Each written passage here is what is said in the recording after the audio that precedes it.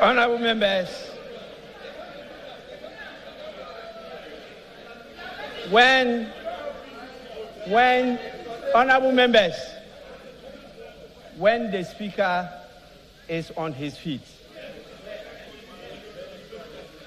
everybody else is seated and quiet.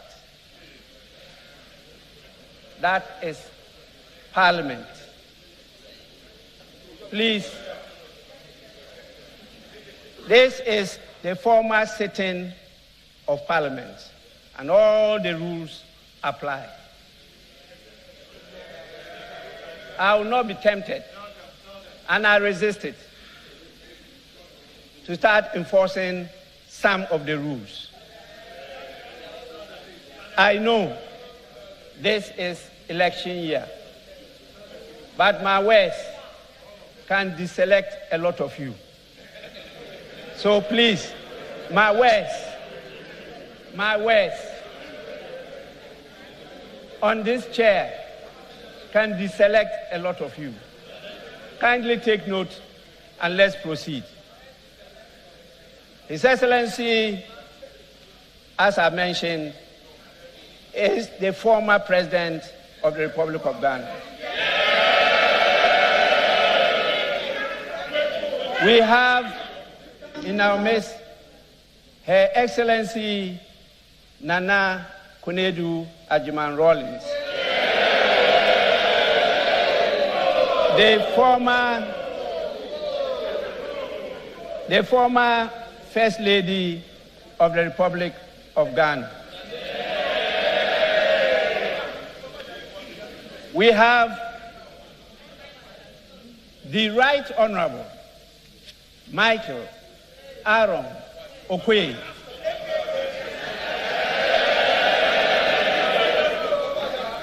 the former Speaker of Parliament, my predecessor.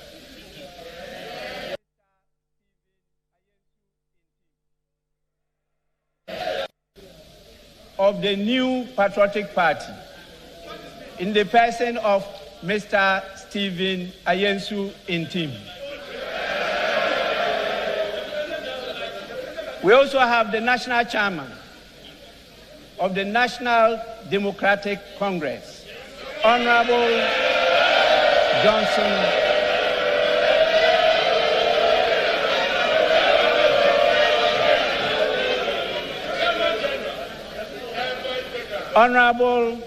Johnson Asedu Nketia. We have the General Secretary of the new Patriotic Party, Mr. Justin Frimpong Kodua. And we also have the General Secretary of the National Democratic Congress, Honorable Fifi Fiave Kweti.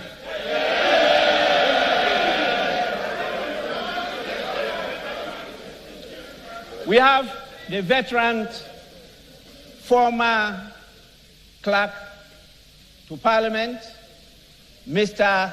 Samuel N. Dakwa.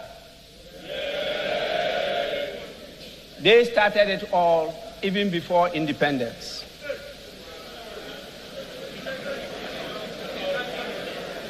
He was in the Legislative Council, and they supported the late KB Ayensu to establish the Parliament of the Republic of Ghana. We have another former clerk to Parliament, my own brother, Mr. Emmanuel Kwesi Anyimedu.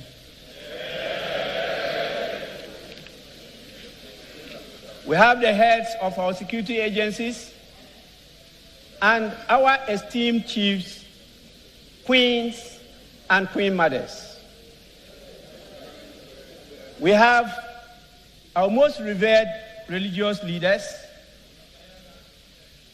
and the dean and members of the diplomatic corps. We have our development partners with us, and representatives of various civil society organizations. And definitely, we have our partners, our dependable partners, members of the media.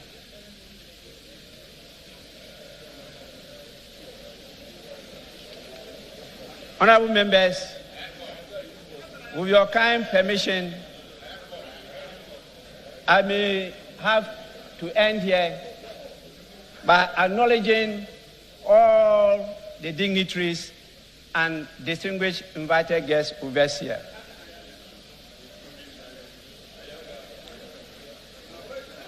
I now have the greatest pleasure in inviting His Excellency the President to deliver his message. Your Excellency, you may deliver your message now.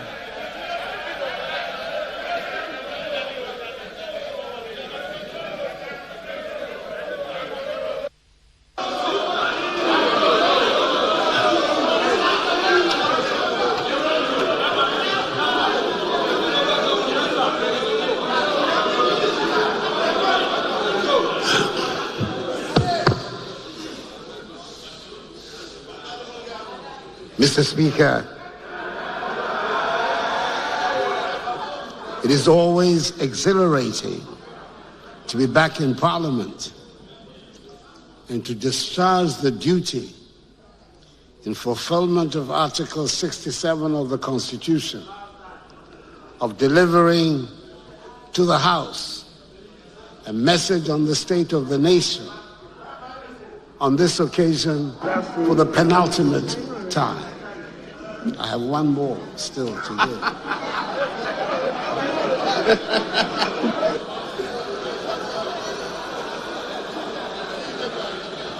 In accordance with protocol and convention, it is good to see that First Lady Rebecca Akufo-Addo, Vice President Mahamudu Bawumia,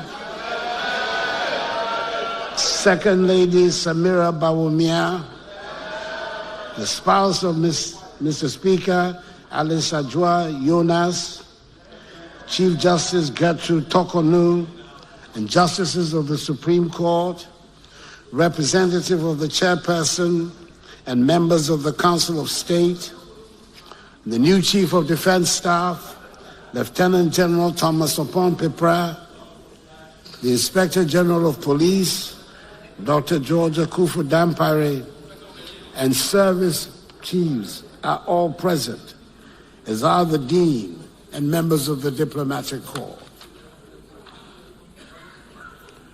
Mr. Speaker, the House is also duly honored by the welcome attendance of the former President of the Republic, His Excellency John Dramani Mahama,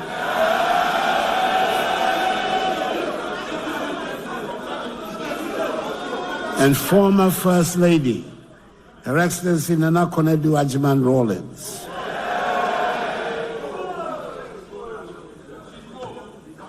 Mr. Speaker, I'm glad to be able to report that the entire territory that makes up our nation is safe, secure, and under the control of the government and people of Ghana. This might sound like a pedestrian statement with which to start a message on the state of the nation. Unfortunately, far from it being an everyday truism, this is no longer a statement or claim that can be easily made in these times in the neighborhood in which we are. West Africa is under threat of terrorism and violent extremism, rapidly spreading southwards from the Sahel to coastal West Africa. We can no longer take the territorial integrity of our countries for granted. Indeed, many of our neighbors have already fallen victim and lost large portions of their territories to extremist groups. And Ghana, by the grace of the Almighty, is the only coastal state along the Gulf of Guinea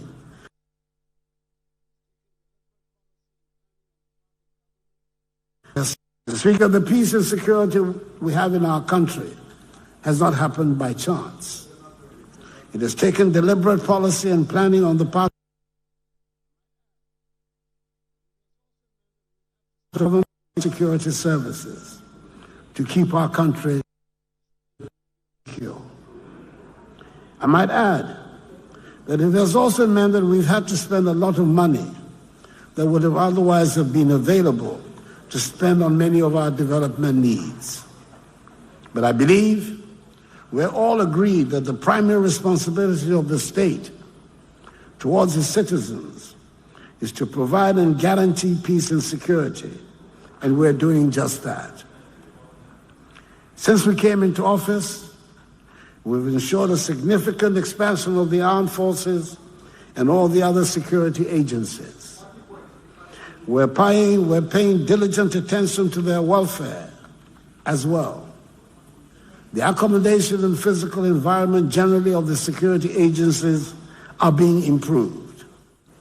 We've quickened the pace of the retooling and equipping of the security agencies to ensure readiness towards the emerging security threats. For the majority of us, in our everyday activities, it is the security of our streets and homes and communities that concern us most.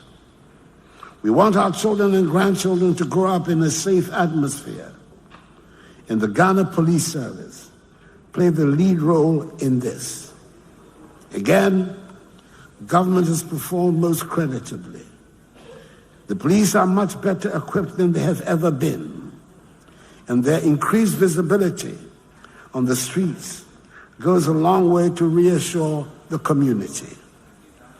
The changing image of the police is perhaps best exemplified by the dramatic facelift they have given to the frontage of the police headquarters on the Ring Road in Accra.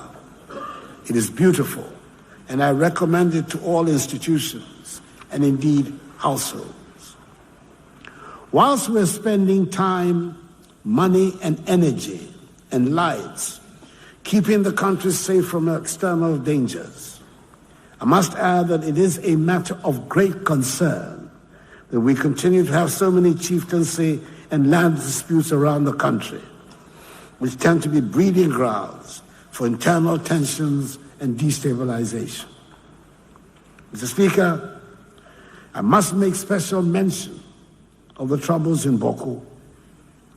The tragedy is not only that a thriving and dynamic town is being reduced to a wasteland of destruction and distrust.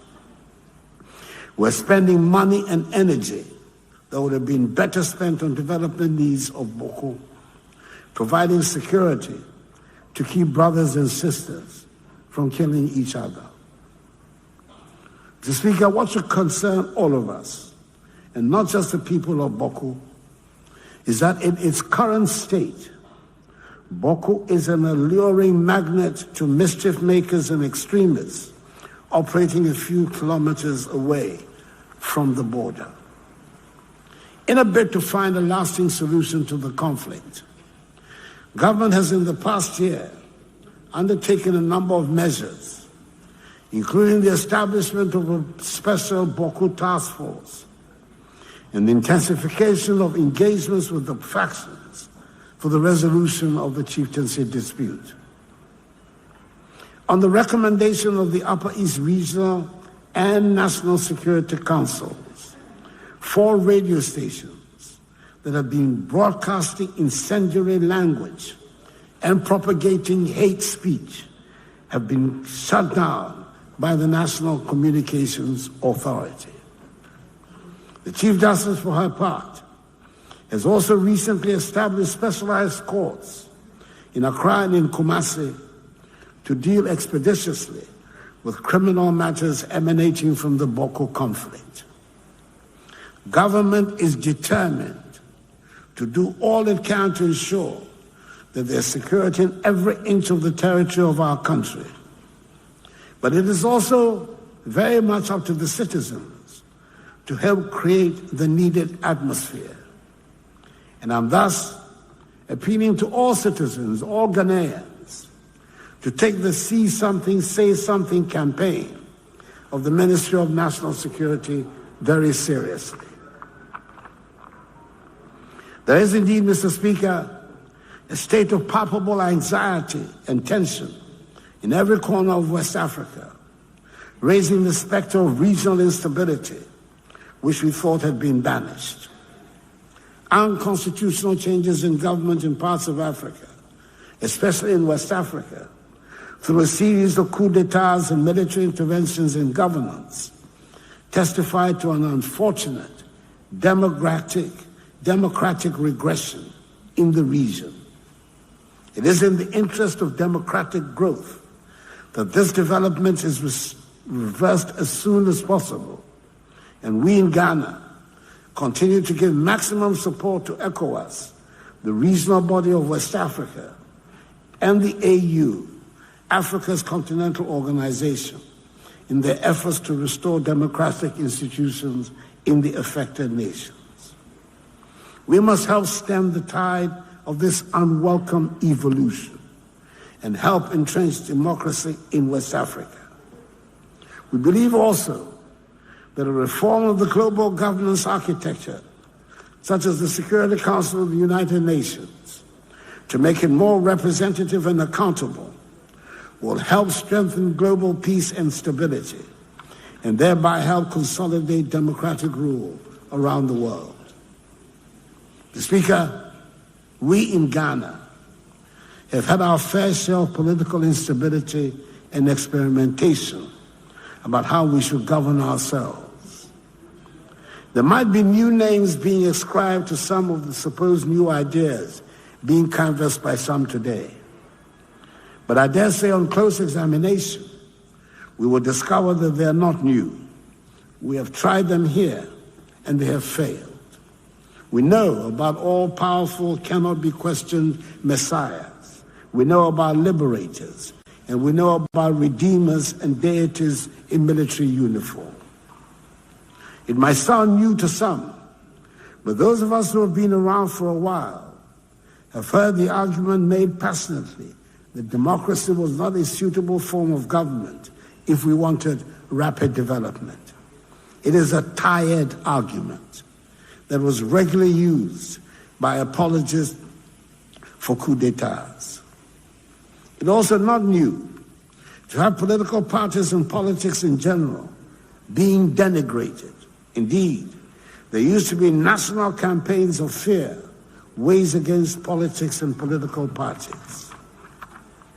It took time, and it took long battles, but in the end, a consensus did emerge, and we opted for a multi-party democratic form of government under the Constitution which ushered in the Fourth Republic. Mr. Speaker, it is not a perfect document. Constitutions do not ever pretend to be, but it has served us well these past 32 years, considering where we have come from. It is a sacred document that should not be tampered with lightly. But I hasten to add, our Constitution did not descend from heaven. We Ghanaians drew it up to serve our needs, and we can amend it to suit our changing needs and circumstances. We should work towards finding a consensus on the changes that the majority of Ghanaians want made to the Constitution. Mr. Speaker, democracies are founded on elections, and the holding of free and credible elections ensure that people have confidence in the government that emerges at the end of the process. The honorable members of this House, who are at the center of it all, know more than the rest of us that this is an election year. The increased decibel level in all communications will ensure that even the most politically uninterested person among us would know that on December 7th, we shall be going to the polls to elect a new president and new members of parliament. A lot of the responsibility lies on the Electoral Commission to put the organization in place that will ensure that we have credible elections. The government is doing its part to to make the work of the Electoral Commission go smoothly. A lot of responsibility lies on the political parties as well, and I hope that the parties recognize that their credibility is also on the line, especially with some people wanting to undermine the multi-party democratic system of government. It is up to the parties to demonstrate that competitive elections are an honorable, character-enhancing experience, and that at the end of the process, the loser will congratulate the winner, and the world does not come to an end because an election has been lost. There is nothing inherently dirty or corrupt about politics, and nothing about elections that should generate violence. We who are in politics, and we who are members of political parties, owe it to ourselves, the institutions we claim to belong to, and above all, we owe it to Ghana and the people of Ghana to make politics and elections the serious and joyful phenomenon they should be. In discharging their responsibility, I urge the Electoral Commission to work with the political parties to iron out whatever problems there might be. And I'm happy that the Electoral Commission, after engaging the parties, has shelved plans to change the 7th December date. Politics, after all, has been described as the art of the possible. And if that is what we are engaged in, it should not be beyond us to resolve the problems that come up and concentrate on working to build the happy and prosperous country we want. Government on its part will do what is expected of it to make sure that the reputation of Ghana is not damaged and the free will of the people is manifested at the end of the electoral process. And I want to reassure the people of Ghana that I'll do everything in my power to help ensure the conduct of transparent, free, and fair elections on 7th December.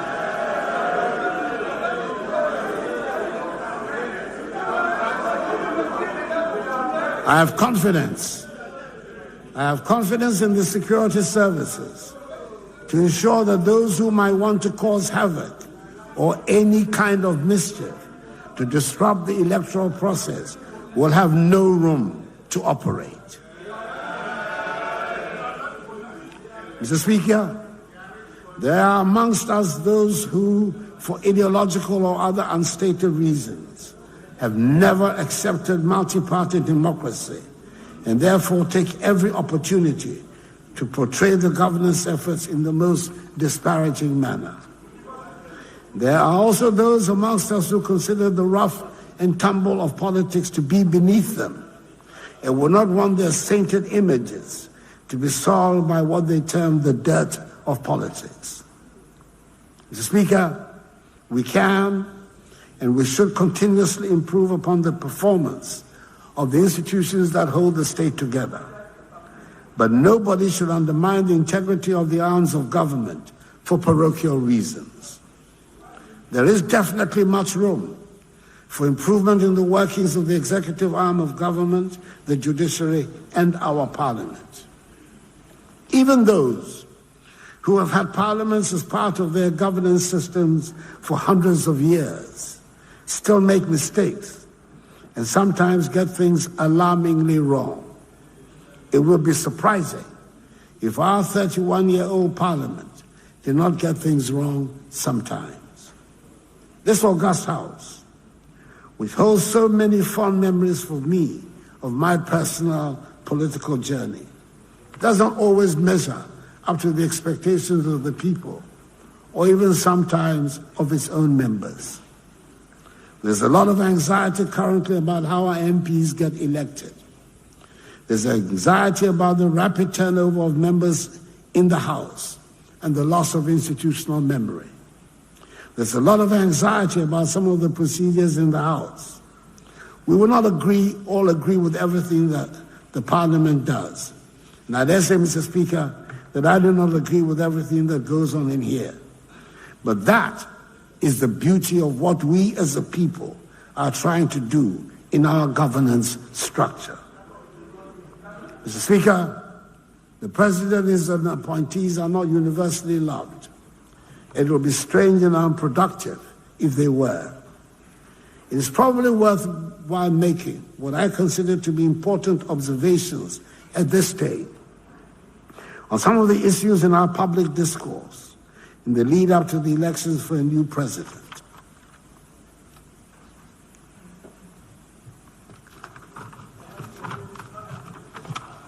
Under the Constitution, the executive power of the state is vested in the President of the Republic. He or she is the executive. There's no ambiguity about where the buck stops when it comes to responsibility for what happens in the government.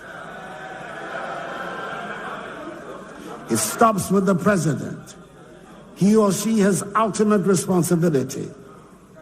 It would be an unwise president that would pretend to have all the answers and refuse the advice of his officials. But the fact remains that the president holds the executive power. The cabinet, the ministers of state, all act ultimately in an advisory manner.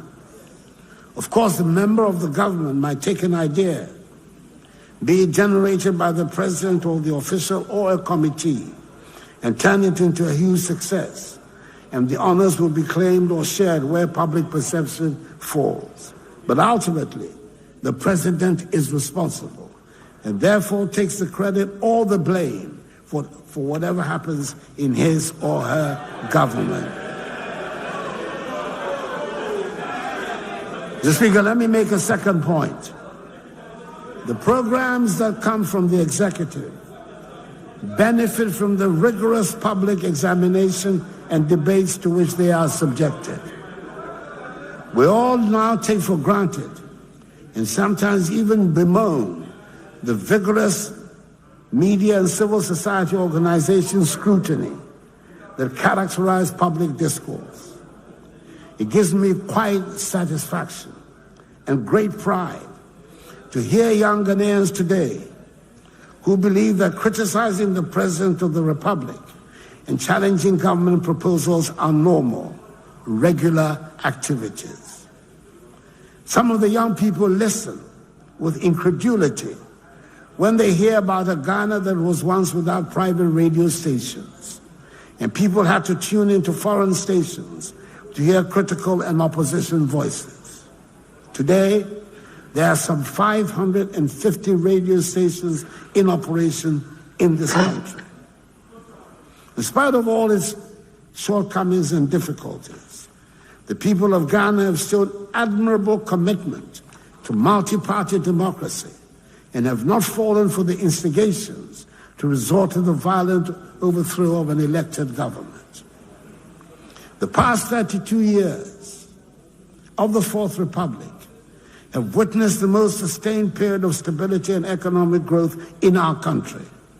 And we should be proud of what we have achieved and seek to protect and build on it.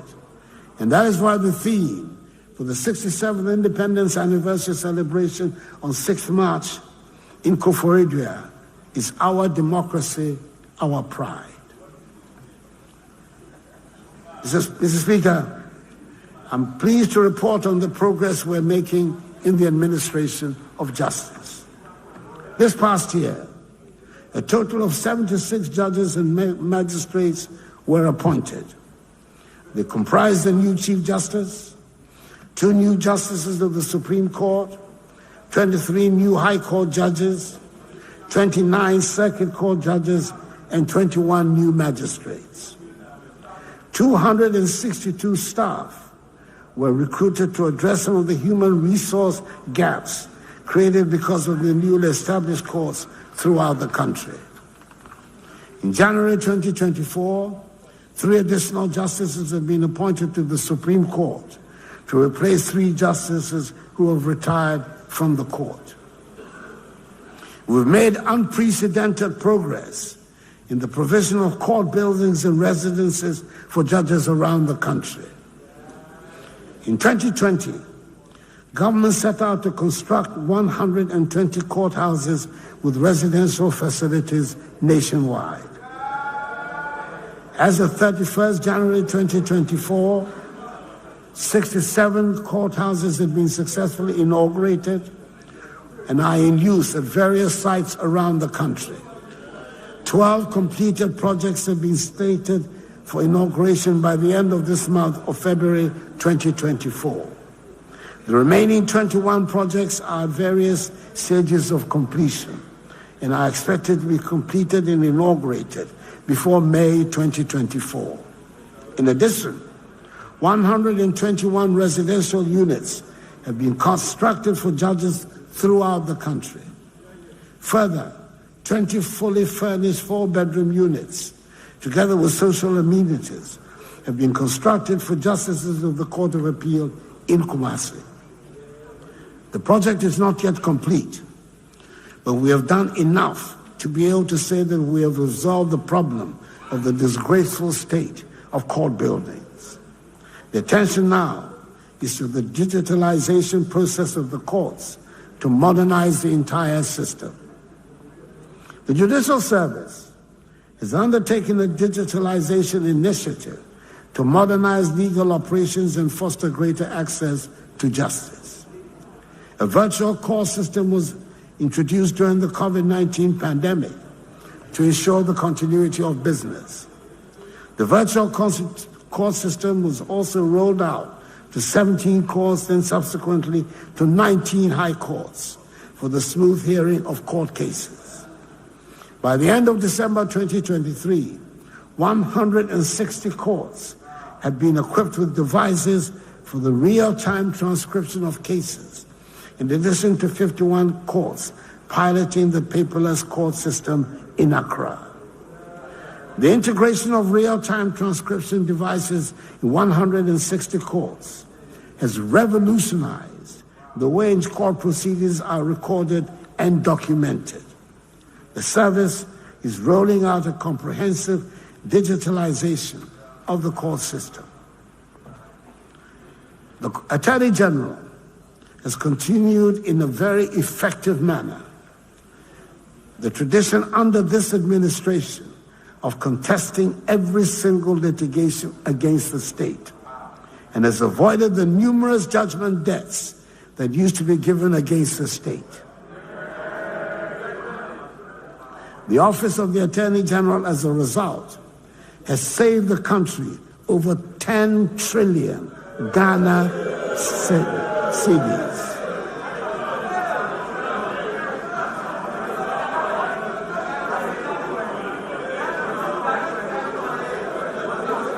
All the evidence is there. I shall be performing a pleasant duty in a few weeks' time when I commission the Law House, the 12-story office building which will house the offices of the Attorney General and the Ministry, and finally bring to an end the age-old office accommodation problem. I must declare a personal interest in it, as the building was started when I was Attorney General in the government of President John Agyekum Kufuor back in 2001.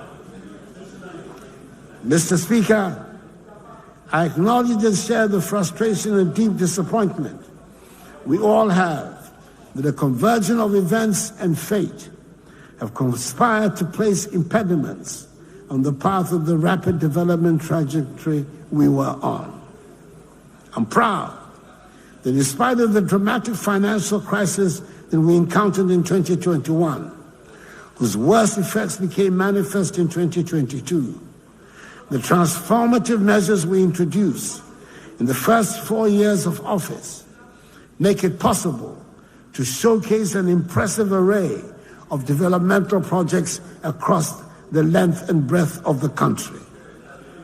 I do not intend to go through the long, even if interesting process of enumerating the projects the Kufuor government has undertaken since coming into office, their location, and what stage of completion they are in.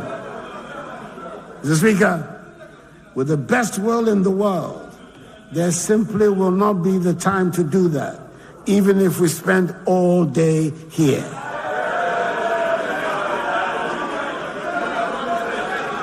It will be recalled that last year, during the message on the state of the nation, faced with a similar problem about road projects, I came to the House armed with a fat book that had the details of the road projects around the country, and all honorable members were given copies to go through at their own leisure. I haven't had anybody point out one. This year, we're taking things to a higher level. This government, after all, is the digitalization government. And the man who has led the entire digitalization process these past 7 years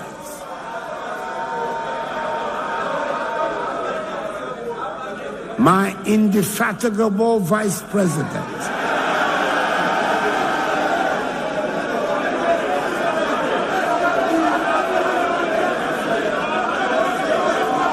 Dr. Mahamadou Bawumia, Dr. Digitalization,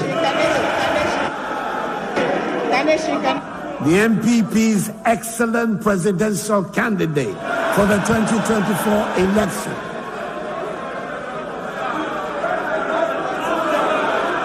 is coming up with what will allow everyone and everybody and anyone to check on every project being undertaken by the government without having to listen to the president's message on the state of the nation. We are calling it the performance tracker. You can check and satisfy yourself about the status of the projects and their location.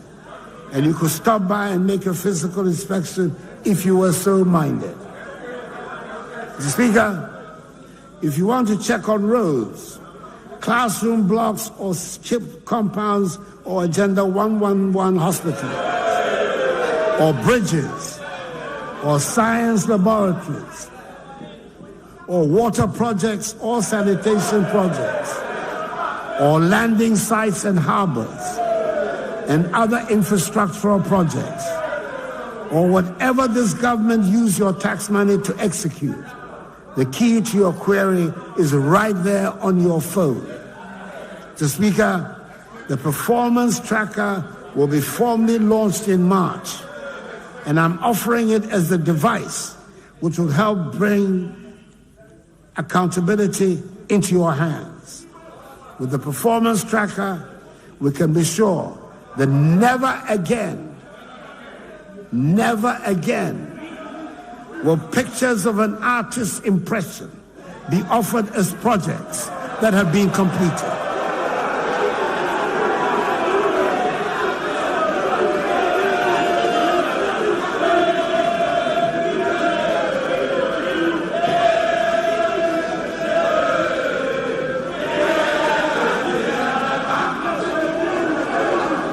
I'm able to recommend the performance tracker in the sure knowledge that the Akufo-Addo government has done more in education in terms of student enrollment, teacher training and employment, provision of infrastructure than any government.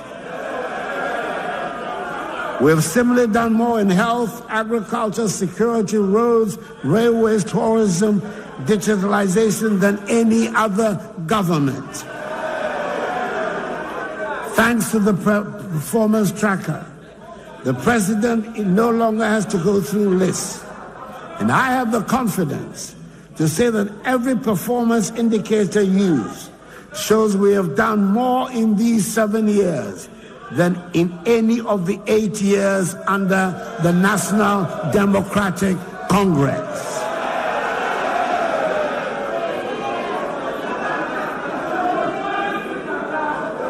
Indeed, Mr. Speaker, on coming into office 7 years ago, my government took the decision, as we promised, to modernize and formalize the economy through digitalization.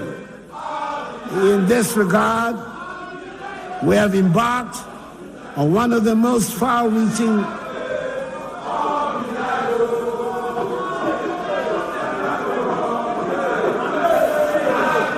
Mr. Speaker, come what may, I will have my day in Hansard. I will have my day in Hansard. Come what may.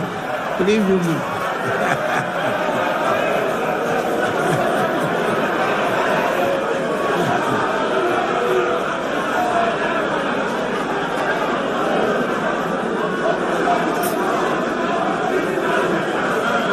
Indeed, Mr. Speaker, on coming into office 7 years ago, my government took the decision, as we promised, to modernize and formalize the economy through digitalization. In this regard, we have embarked on one of the most far-reaching digitalization exercises in Africa.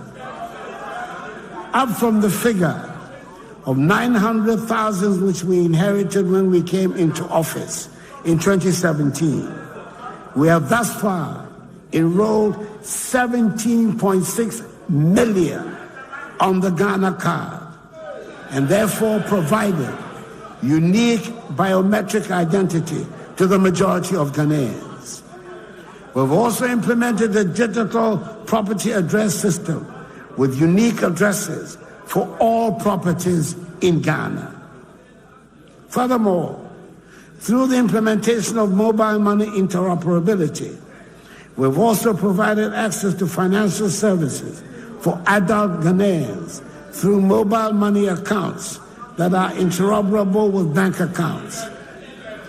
Ghana is now ranked number 1 in Africa in terms of access to financial inclusion. We have digitalized the provision of public services at the ports, DVLA, NHIS, GRA, births and deaths, Registrar of Companies, ECG, Ghana Water, amongst others. Ghana is ranked number 1 in West Africa and number 7 in Africa in e-governance. We have also implemented the use of drones in the delivery of medicines, blood, and vaccines. And Ghana currently runs the world's largest medical drone delivery service. We have also networked all teaching regional and district hospitals, and patient records can easily be accessed in these hospitals without the need for a folder. Ghana is making giant strides in the area of digitalization, thereby improving transparency, accountability, and efficiency in the public sector and accelerating the growth of our economy. We are definitely going to be part of the digital revolution that is sweeping the world. Mr. Speaker, last year when I came to the House to deliver the annual message on the state of the nation, we were in the midst of negotiations with the International Monetary Fund. We were faced with a very difficult situation and had to take a lot of unpleasant but unavoidable measures to bring stability and confidence back to the economy. These included tax measures that we did not like, but we knew we had to take in the knowledge that the medicine will be bitter but temporary.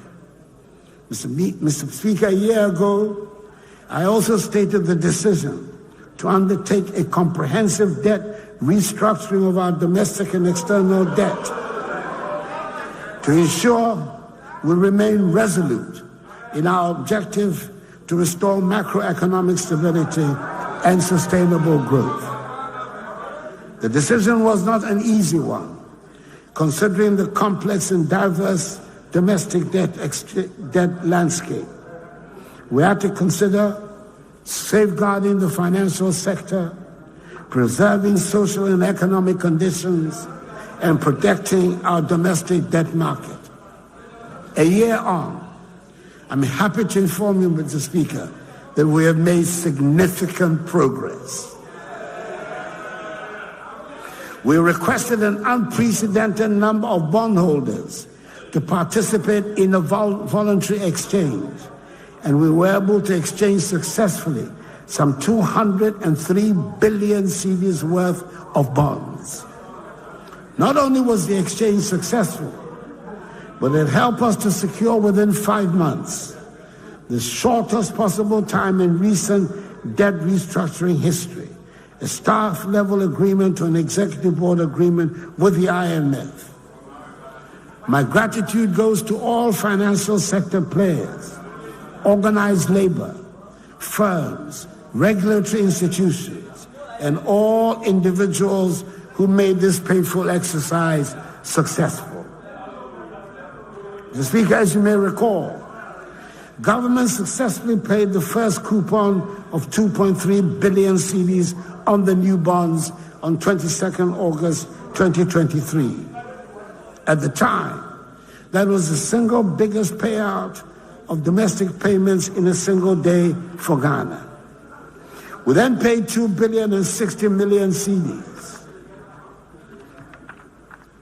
for the last leg of the domestic debt exchange on 5th September 2023. A week ago last Tuesday, on 20th February 2024, the second coupon of 5.8 billion cedis was paid to domestic bondholders.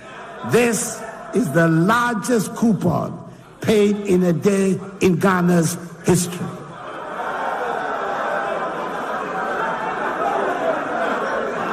On the external debt side, we achieved a significant milestone by reaching an agreement with our public creditors. And I'll use this occasion to express our appreciation to the Republic of France and the People's Republic of China, co-chairs of the Official Creditors Committee, for their positive roles in this achievement. We have also intensified our engagement with our external bondholders on the principles of transparency, fair treatment, consistency with the IMF debt sustainability analysis, and good faith. We are focused and committed to accelerating the process.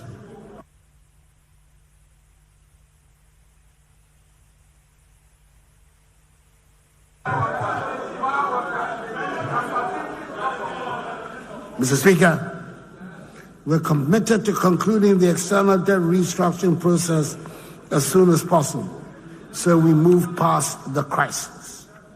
This will enable us to complete substantially projects that have been constrained due to financial challenges. In the meantime, some of the priority projects have been transferred onto the GOG budget with the same fiscal space to ensure their completion. This will enable the Kumasi International Airport, with some 98% complete, to be completed by May. Other projects like the Komfo-Anokye Teaching Hospital, CAF, maternity block in Kumasi, the Takoradi Interchange, the Betchabi-Lamte Interchange in Accra, the University of Environment Sustainable Development Project at Bunso in the Eastern Region, Phase 2 of the construction of roads in Tamale, and the construction of the 84-kilometer railway line between Tema and Nakosombo would also be completed.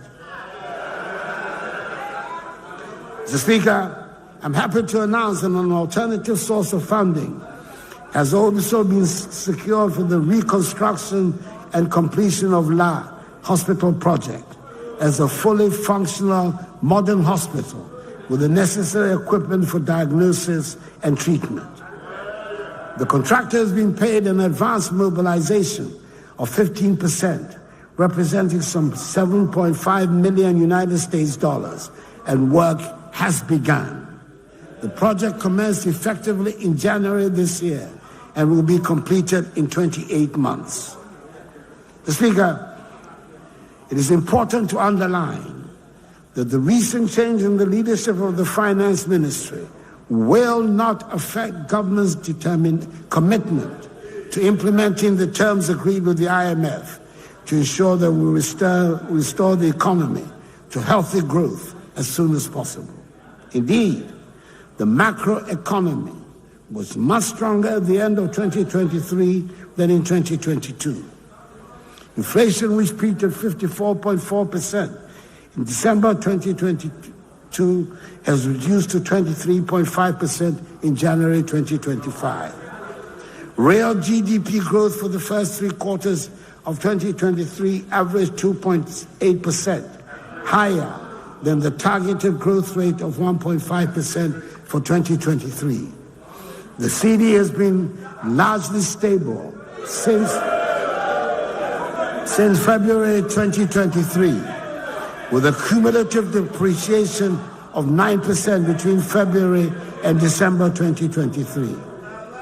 Gross international reserves reflected a significant buildup of over $5.9 billion United States dollars, enough to cover 2.7 months of import of goods and services. The current account turned positive at 1.4% of GDP at the end of September 2023, from negative 2.1% at the end of December 2022. Generally, the macroeconomic indicators are once again all pointing in the right direction. I should point out that in all our discussions with the fund, a paramount consideration has been to ensure that the poor and vulnerable do not bear the brunt of the sacrifices that have to be made. Programs like LEAP, school feeding and capitation grant have been protected and indeed enhanced. Mr. Speaker, right from the start of this government coming into office, we have sought to place the maximum effort on the education and training of the youth as the base for building the prosperous nation we seek.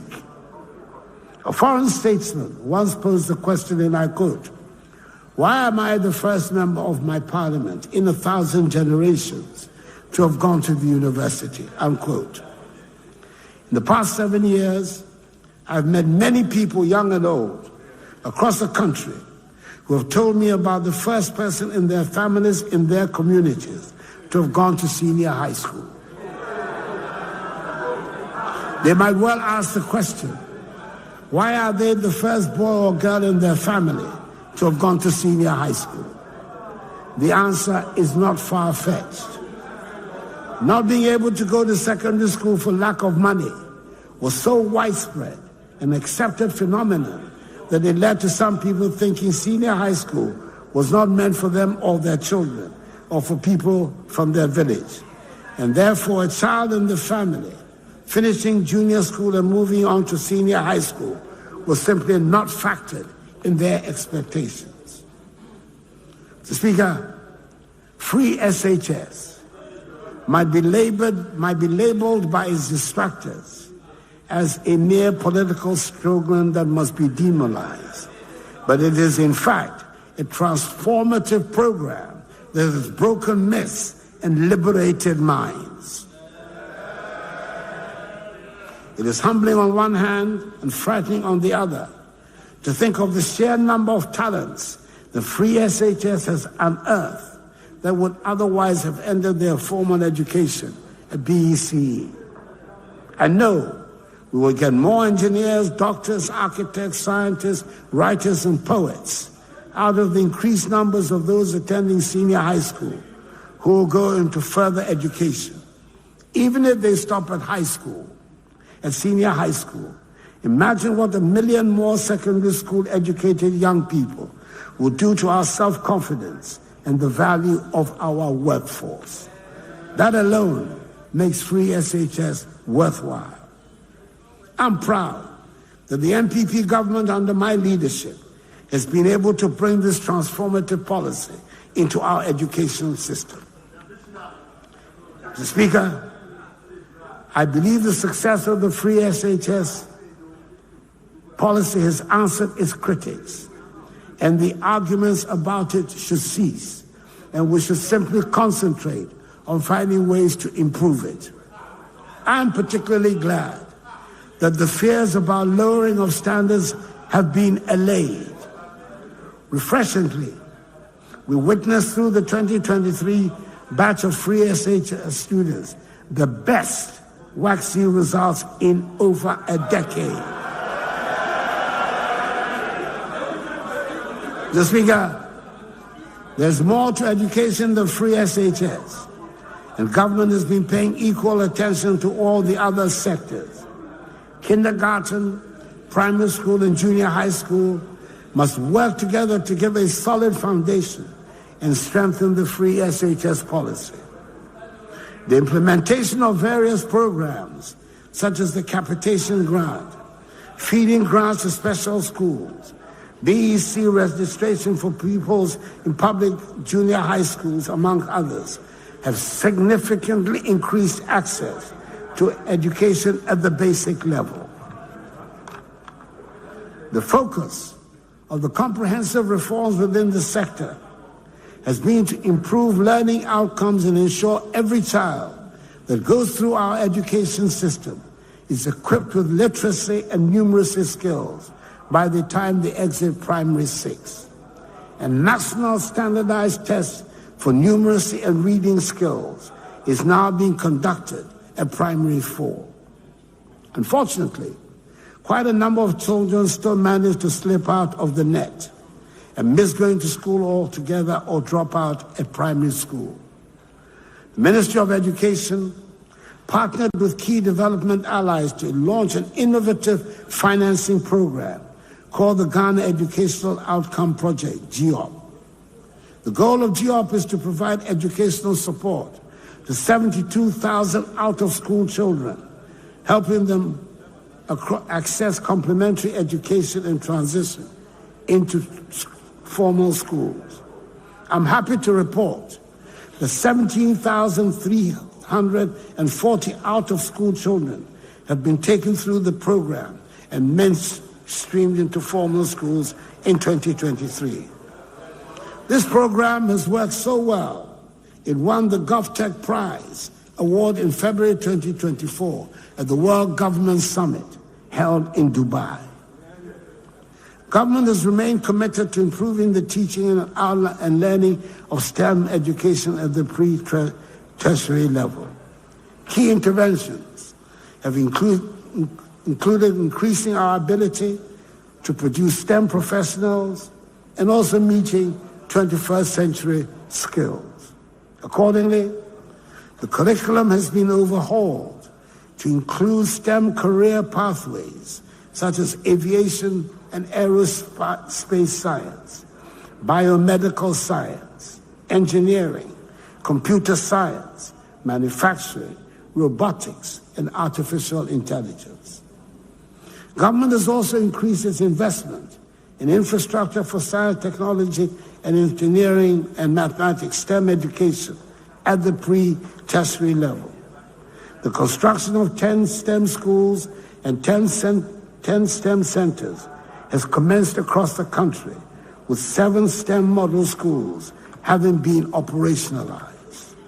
These schools have been equipped with state-of-the-art laboratories and classrooms, dormitories, assembly halls, dining halls, and conducive environments to foster teaching and learning. The operationalized schools have a total enrollment at present of 2,400 students reading general science and STEM. Mr. Speaker, in recognizing the critical role of technical and universal and vocational education and training in the country's industrialization agenda, the government continued implementing key reforms in the TVET space, including the expansion of the free senior high school program to include students in public TVET institutes. Mr. Speaker, a lot of resources has gone into the provision of infrastructure at all levels of the educational system, but a lot remains to be done. Many basic schools require more adequate classrooms and furniture, and the environment in some of these schools can be made more suitable for learning and teaching. Some of the senior high schools especially the community schools recently absorbed into the former GES structure, lack the facilities that these established schools take for granted. We must all express our gratitude to the teachers in such schools who manage, in spite of the difficulties, to bring out the best in their students and sometimes succeed in achieving great results. They exemplify the best in the Ghanaian and give us hope for the future. Indeed, the one tablet per student policy at the senior high school level is being rolled out and will formally be launched by me next month. It is a great tool to help bridge the gap between disadvantaged and privileged students. Mr. Speaker, free SHS and our no guarantor policy under the Student Loan Trust Fund are breaking down financial barriers for students seeking higher education. By eliminating the requirement for a guarantor, we have empowered students from economically disadvantaged backgrounds to pursue their educational aspirations without undue financial burden. This has meant a substantial increase in the number of students seeking tertiary education. And it is in response to this increase, the government has decided to establish 4 new universities in Mampong in the Ashanti region, Akrodia in the Bono region, Bonsu in the eastern region, and Kintapo in the Bono East region, and expand the facilities in existing ones. We are pursuing interventions towards achieving by 2030 the 40% gross tertiary enrollment ratio, up from the current level of 18.8%, as well as the 60-40 science to humanities ratio from the current one of 40 to 60, as captured in the Education Strategic Plan of 2018 to 2030. Mr. Speaker, between 2012 and early 2017, there was nothing more demoralizing than the phenomenon we called Dumsor. It was symptomatic of a dysfunctional system, and it caused widespread depression amongst businesses and households. After that experience, my government was determined that Dumsor would not be inflicted upon government, upon Ghana and Ghanaians under an MPP government. Shouts will not wish Dumsor away in our history. It will not.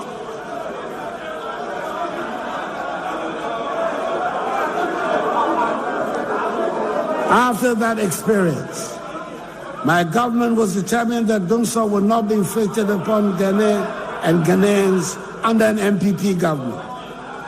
And I'm glad to be able to say, so far, so good. We've managed to keep the lights on these last 7 years, even in the midst of a financial crisis. We've managed the energy sector with discipline and expertise to avoid a repetition of the hardships inflicted on Ghanaians some years ago. Furthermore, through determined, skillful negotiation, we have been able to reduce considerably the energy sector debt that we inherited. Indeed, the government negotiating team carried out a successful reconciliation exercise with the IPPs and ECG, which established that the IPP arrears position was not the $1.6 billion that had been previously reported in the media, but was actually $1.2 billion.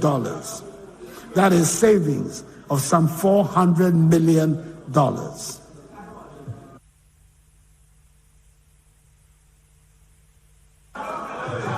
Additionally, the government negotiating team has reached commercial agreements on headline terms for the restructuring of power purchase agreements and arrears with AXA, Amandi, Sen Power, Senate, and early power, and is finalizing remaining definitive documentation of such terms, which will result in total expected savings in excess of $9.1 billion over the lifespan of the IPP projects. In the meantime, ECG has been able to secure a fixed monthly energy purchase price with all the IPPs. This has led to a monthly payment of 43 million United States dollars instead of the 77 million United States dollars. That is monthly savings of $34 million, or a 44% reduction in monthly payments, a far better outcome than the take-or-pay system we inherited. Mr. Speaker, I'm happy to report that we're making admirable progress in the provision of electricity to all parts of the country. Last year, 207 communities were connected to the grid, taking the current national access rate, electricity access rate to 88.85%. We are aiming to achieve universal access this year by connecting an additional 400 communities to the national grid under the self-help electrification program and other turnkey projects.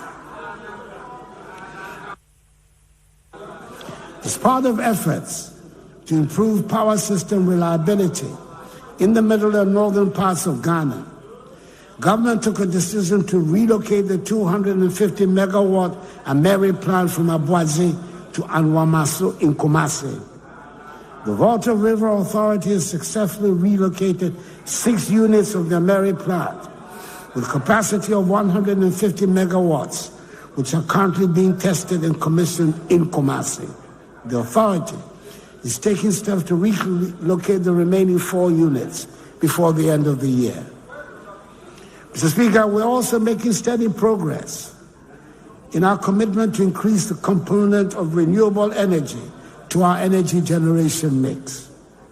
A 4 megawatt floating solar PV on the Bui Reservoir, as well as the 15 megawatt solar PV at Kaleo, have been completed and both are operational. They have contributed to increasing our share of solar energy in the generation mix to 3.2%. A 100 megawatt solar PV is under construction at Bui, as is the mini grid electrification program ongoing in the Ada East District, all of which will help us attain our target of 10% renewable energy in our generation mix by 2030. Mr. Speaker, furthermore, we have committed ourselves to the development of nuclear energy for peaceful purposes.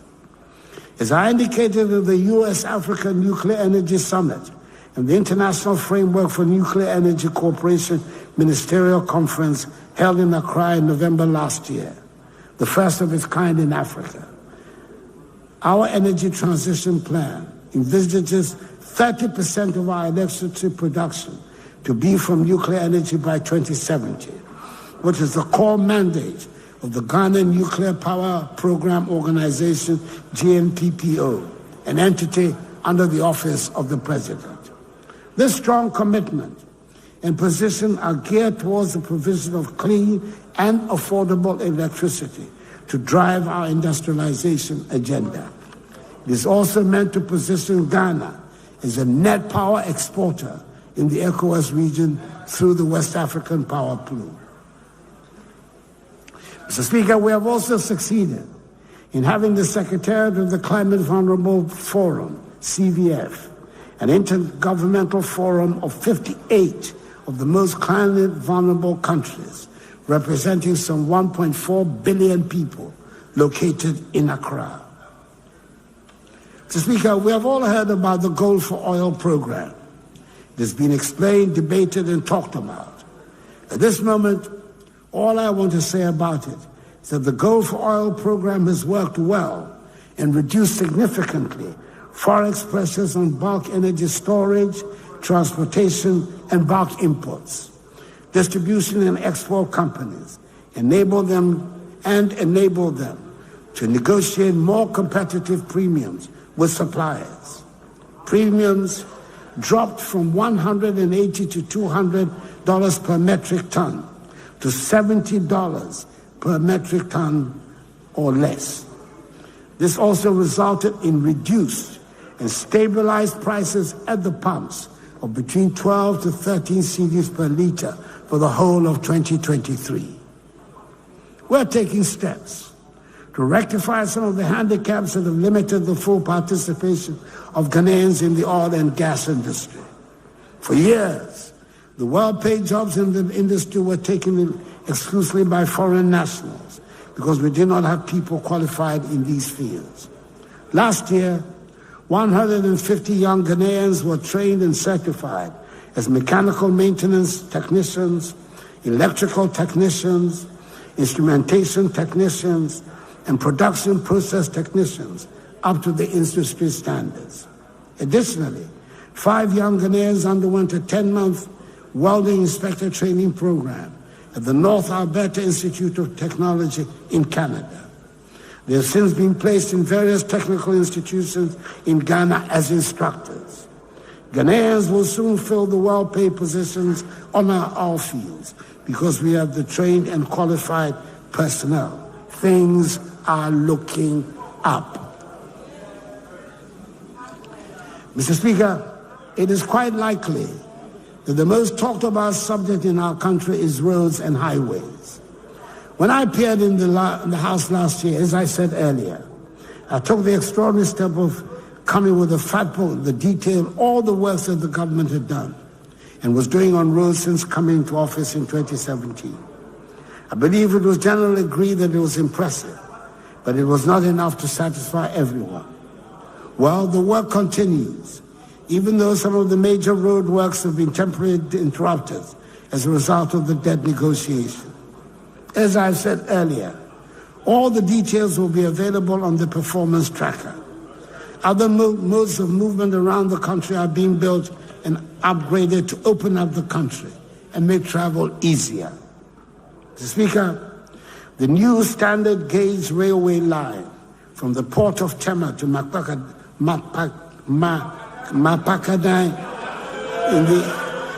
in the Asyldaman district of the eastern region, covering a distance of some 100 kilometers, is at the final stage of completion. By the middle of the year, the line will be commissioned for operations to commence with brand new standard gauge diesel multiple unit trains, the first of their kind to be used in our country. It is worth mentioning that a rail bridge is being built across the Volta as part of this railway line. I have no doubt it will attract a lot of interest. I'm a great believer in the importance of aesthetics as much as the practical. And that is why I encourage the constructors to construct the railway bridge, which was not a part of the original contract, across the Volta to make the journey more scenic.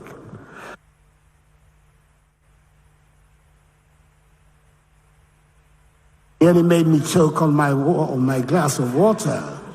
Extraordinary statement to make.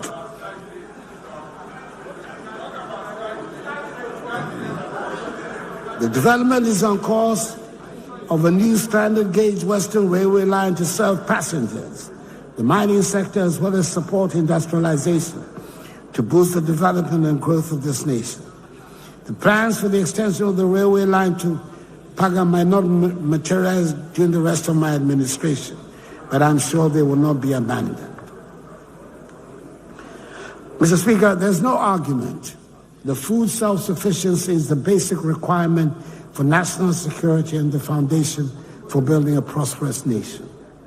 Last year, government reviewed the Planting for Food and Jobs, PFJ program, which had been implemented since 2019. Based on lessons learned, government developed and launched, under the dynamic leadership of the new Minister for Food and Agriculture,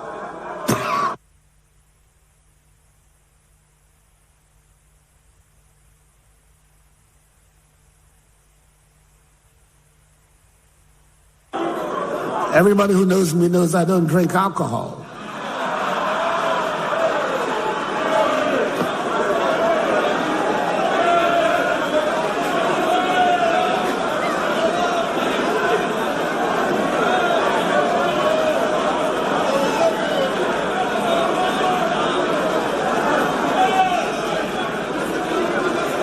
Last year, government reduced the Planting for Food and Jobs program, which had been implemented since 2017.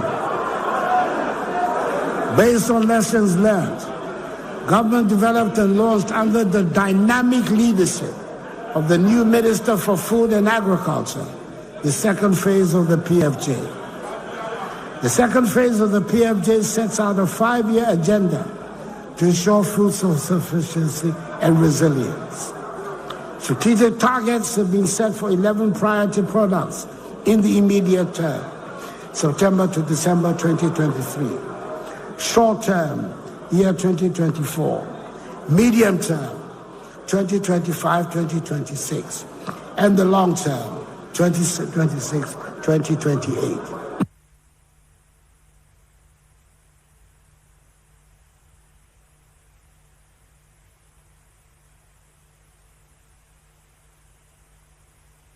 The selected products are maize, rice, soybean, sorghum, tomato, pepper, onion, cassava, yam, plantain, and poultry. So I'm happy to report that production estimates for these priority products reveal that the planned targets for the year have been exceeded for all the products except poultry.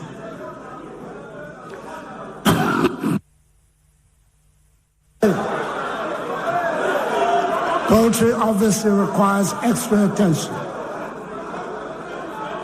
And that is exactly what we're doing. We have every intention of meeting the domestic production targets for poultry this year, 2024, and moving on to production levels that will lead to reduction in poultry imports. We envisage a vigorous cooperation between government and the private sector to achieve the set target. Mr. Speaker, the surest way of making agriculture attractive to young people is to take the drudgery out of farming. And government is continuing to make agricultural machinery and equipment easily available. Under the third and final tranche of the Brazil More Food program, tractors with accompanying implements, power tillers and with accessories, maize shellers, units of combined pharmacists and rice millers have been distributed to farmers, processors, and mechanization service providers on hire purchase agreement. This year, under the Indian Exim facility, tractors with matching implements, planters, boom sprayers, combine harvesters, and corn pickers will also be made available. Mr. Speaker, having determined that large-scale commercial farming is the easiest way to achieve our set goal of food self-sufficiency, government under the second phase of the PFJ will establish agricultural zones as a complementary initiative to address the issue of access to large tracts of agricultural land, to drive sustainable and commercially oriented agriculture. This will significantly expand Ghana's productive capacity in products such as rice, soybean, maize, and tomato. Indeed, between 2021 and 2023, rice imports fell by some 45%. In 2021, rice imports amounted to 805,000 metric tons. In 2022, 650,000 metric tons. And in 2023, 450,000 metric tons. This healthy trajectory will continue until we achieve full sufficiency in rice production. For each agricultural zone, government will partner with the private sector to provide the necessary irrigation infrastructure, develop access roads, expand power, solar and hydro, and provide mechanization services. Various locations across the country with potential to be food baskets have been identified for the establishment of the agricultural zones. They include the Afram Plains, Chopoli, Kumawu, Kratchi, and Nkranza, amongst others. Mr. Speaker, we all witnessed a spectacular increment of the cocoa price from 800 cedis per bag to 1,300 cedis.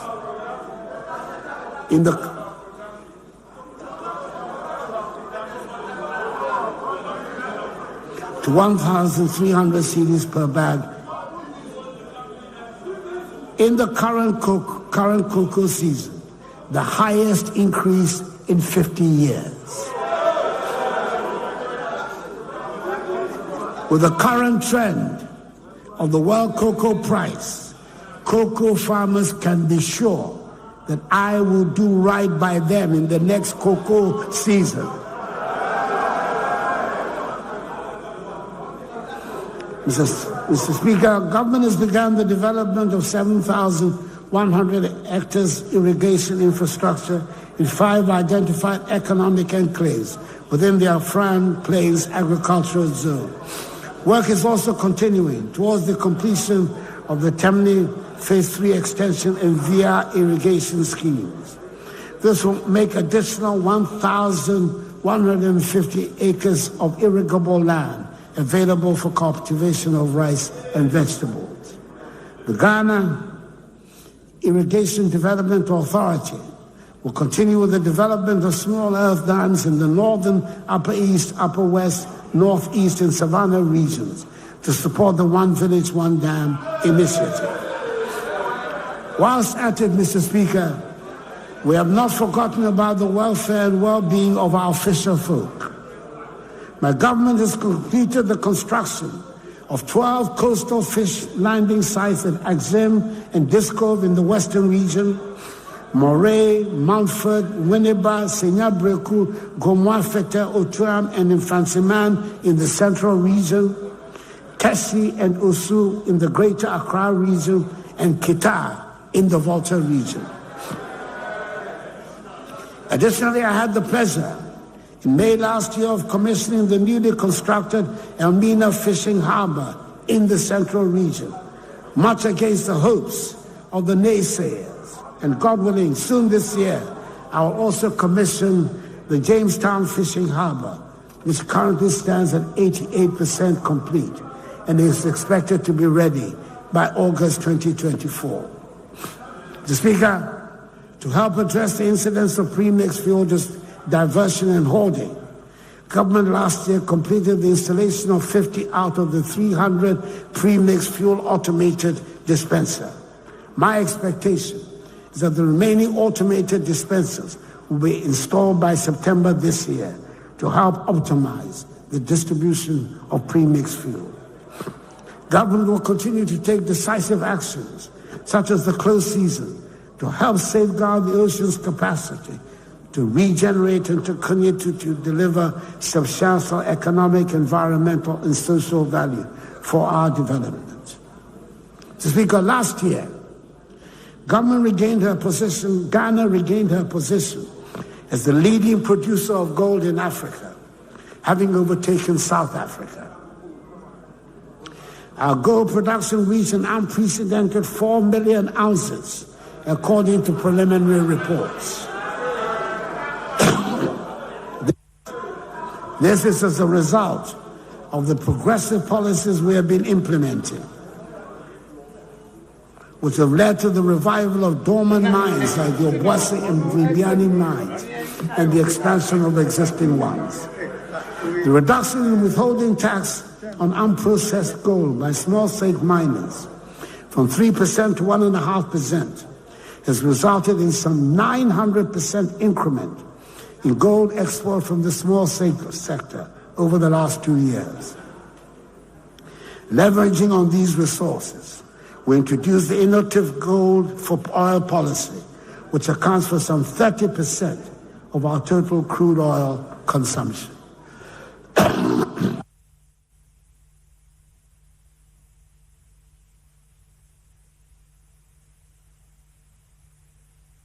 Currently,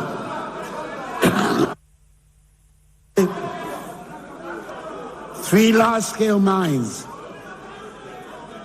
are under construction in Ahafo, Upper East and Upper West regions, with Cardinal Namdini set to pour its first gold in the Upper East region in the last quarter of this year. With these new nines, our gold production is expected to increase to some 4.5 million ounces annually. Mr. Speaker, to add value to these volumes of production, we have constructed through a public-private partnership a 400-kilogram capacity gold refinery, and we're in the final stages of negotiations for a London Bullion Market Association certificate.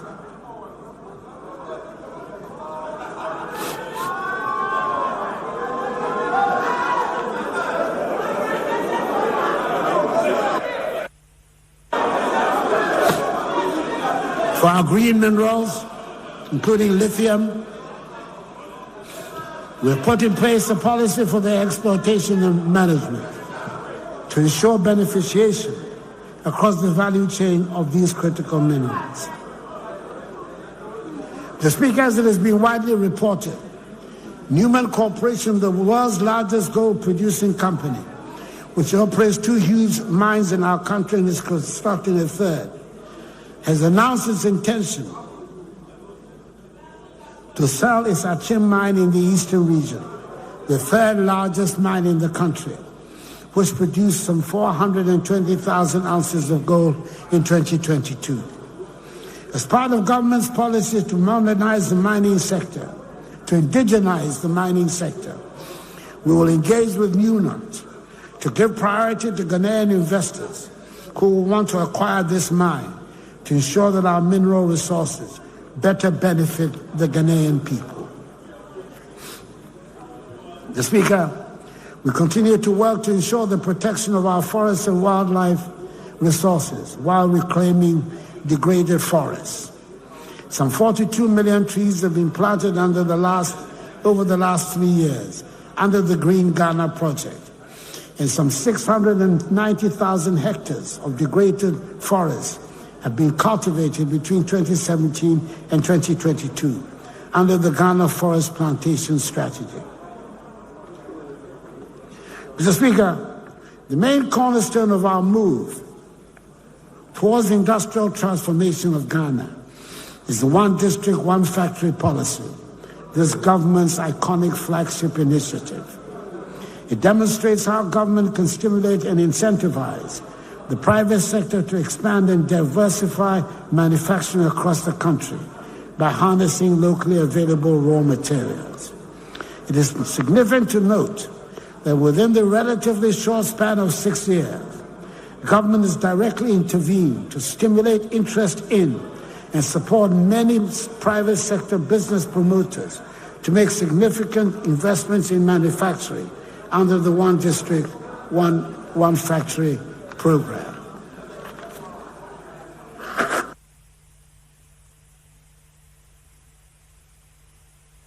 Mr. Speaker, this has led to the development of 321 IDF 1D1F projects consisting of 211 new medium to large-scale factories and the conscious enabling of 110 existing companies to inject significant capital investments into the expansion of production facilities and diversification of products. These business promoters have so far invested in 142 districts across the country, across all 16 regions, and achieving 54% district coverage. The aspiration is to bring a 1D1F project to every district. Speaker, within this period, Some 170,000 jobs have been created under the novel ID 1D1F program by companies in operation. The Speaker, government approved a number of incentives, including duty exemptions to support the implementation of the 1D1F program. In 2019 and 2020, 37 1D1F companies were granted exemptions approval by this august House. However, from 2021 to date, no exemptions have been granted. Mr. Speaker, I urge the House to consider and approve all the outstanding exemption applications as a matter of urgency.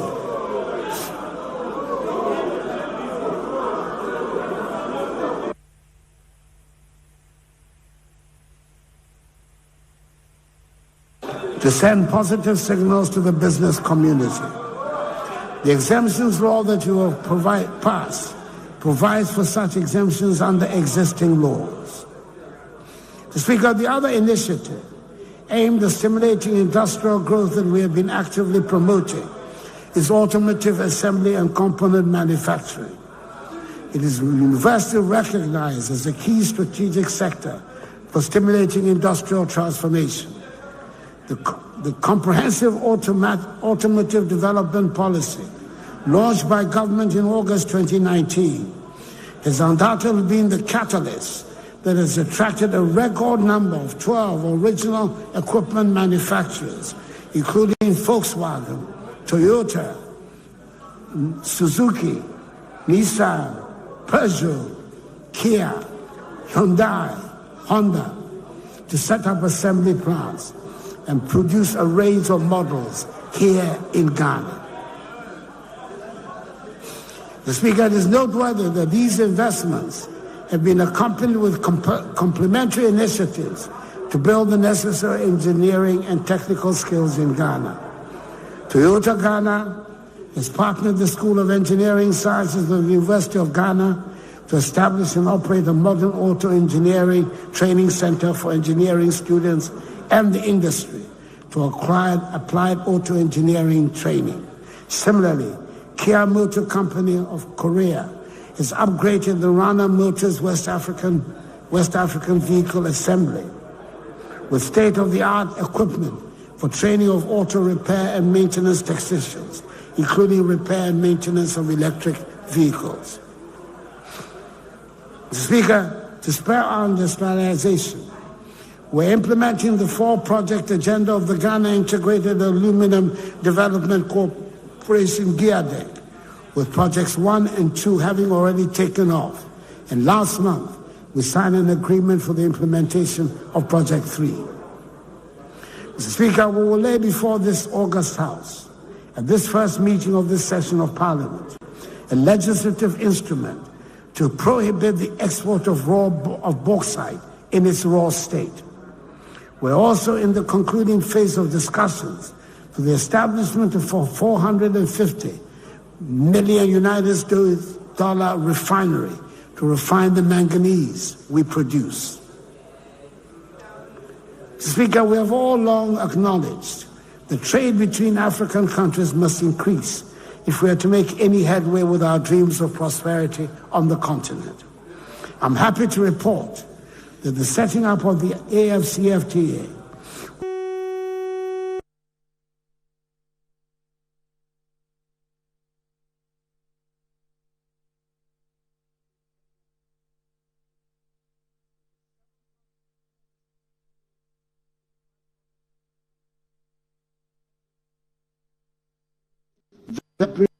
coconut oil, shea butter, and the mark and the guided trade.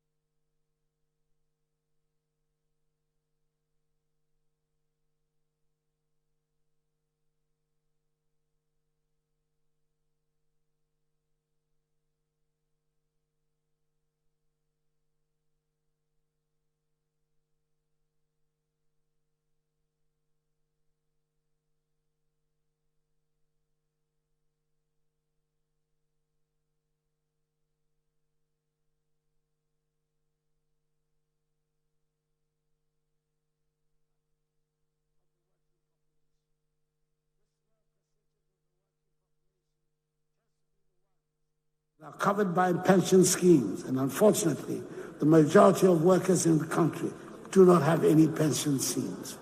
To that extent, in May last year, SNET launched a self-employed enrollment drive, SEED, an initiative which seeks to improve coverage and increase the contributor base of the SNET scheme. Since the launch of the SNED initiative, some 600,000 self-employed persons have been enrolled onto the program and now have some form of social security cover. Effective 1st January 2024, all pensioners on the SNED pension payroll as of 31st December 2023 have had their monthly pensions increased by 15%. This translates to 10.05% of effective increase for the highest earning pensioners and 36.37% effective increase for the lowest earning pensioners. The 15% indexation rate will result in an additional expenditure of 697 million cedis. The total benefit expenditure for government under the SNED scheme alone is projected to increase from 5.4 billion cedis in 2023 to 7 billion cedis in 2024. Mr. Speaker, I believe we can say with certainty that in the tourism sector, Ghana is finally realizing her long-promised potential. Starting from the events and excitement of the year of return in 2019, Ghana has truly become an attractive tourist destination, with visitors' numbers increasing every year. December in G8 is now an established and increasingly attractive phenomenon, which brings visitors to our country in the month of December and has changed the events calendar around the Christmas holiday season in Accra and many other towns. Mr. Speaker, for the first time since the Kwame Nkrumah Memorial Park was constructed in 1992, government has undertaken a full modernization and rehabilitation of the facility. Since the commissioning of the modernized park in July 2023, the number of domestic and international visitors has risen dramatically. A national newspaper reporting on activities at the revamped park had a screaming headline which said, "Akufo-Addo resurrects Nkrumah."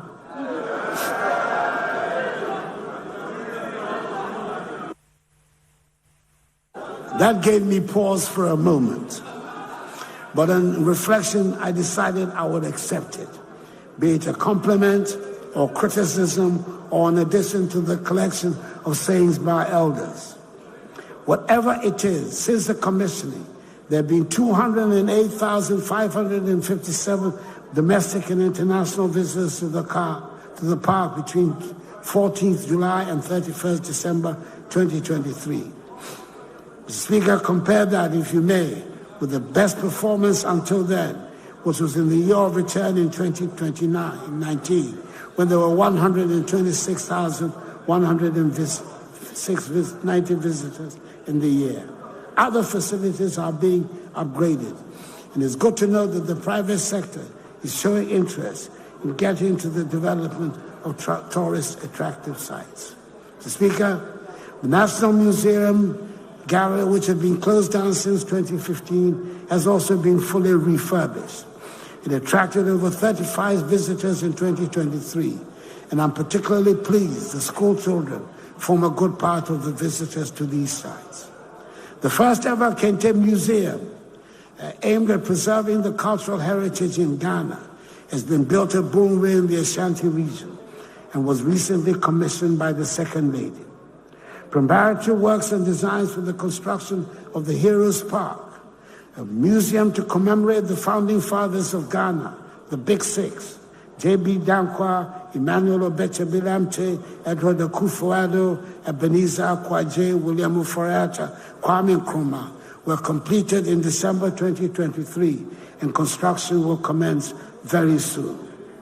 Mr. Speaker, government through the National Film Authority is committed to supporting the production of world-class content and films, as well as increasing the cinema infrastructure in Ghana and by extension on the continent. To this end, a favorable fiscal tax regime for cinema projects, including income tax and VAT incentives, import duty exemptions on film production equipment, 20% tax rebate for strategic film productions and film financing reliefs is being elaborated by cabinet, which will be outdoored very soon and should provide another tangible reason for the choice of Ghana as a film production country. Mr. Speaker, in line with government's commitment to ensure gender equality, the revised National Gender Policy and the Affirmative Action Bill were approved by Cabinet in October 2023. The Affirmative Action Bill is currently before Parliament for consideration and approval, and we count on the support of members of Parliament for speedy passage of the bill.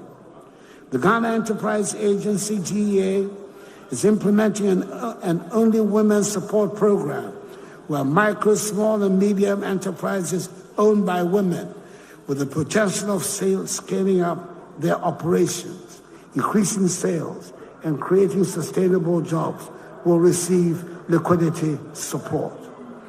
The GEA is also implementing the Youth Start Program, a youth empowerment program which recently disbursed 100 million cedis to some 3,000 youth beneficiaries to upscale their businesses. Mr. Speaker, we're also implementing some interventions directed at providing support for persons with disabilities. In June last year, a significant boost was given to micro, small, and medium enterprises owned by persons with disabilities when government launched the 12 million CD PWD Enterprise Support Program. This grant support program, under the Ghana Transformative Project, is being funded with the support of the World Bank. Again, the Youth Employment Agency has initiated a groundbreaking employment drive targeting 282 persons with disabilities who used to work at poll booths. Speaker, let me now turn to football, a sport that is dear to the hearts of all Ghanaians. I'm sure I disclose no state secret if I state that I am myself an ardent football enthusiast and once played in the University of Ghana team with my friend, the late President John Evans Atta Mills, Fifi to me. Throughout the years, the national team, the Black Stars, has held a special place in the affection of Ghanaians. They lifted up our spirits as they dominated Africa and won 4 continental trophies. They have at other times broken our hearts, but it was not until 2006 that the Black Stars finally broke through to the world stage when they qualified for the World Cup for the first time. You will remember that we rose up as one in our support, and they did not disappoint. Then came the spectacular South Africa 2010 World Cup and its drama, when we almost became the first African side to reach the semifinals of the World Cup. It is fair to say that since the sad events of Brazil 2014, many Ghanaians have been left disappointed by some of the recent results of the Black Stars.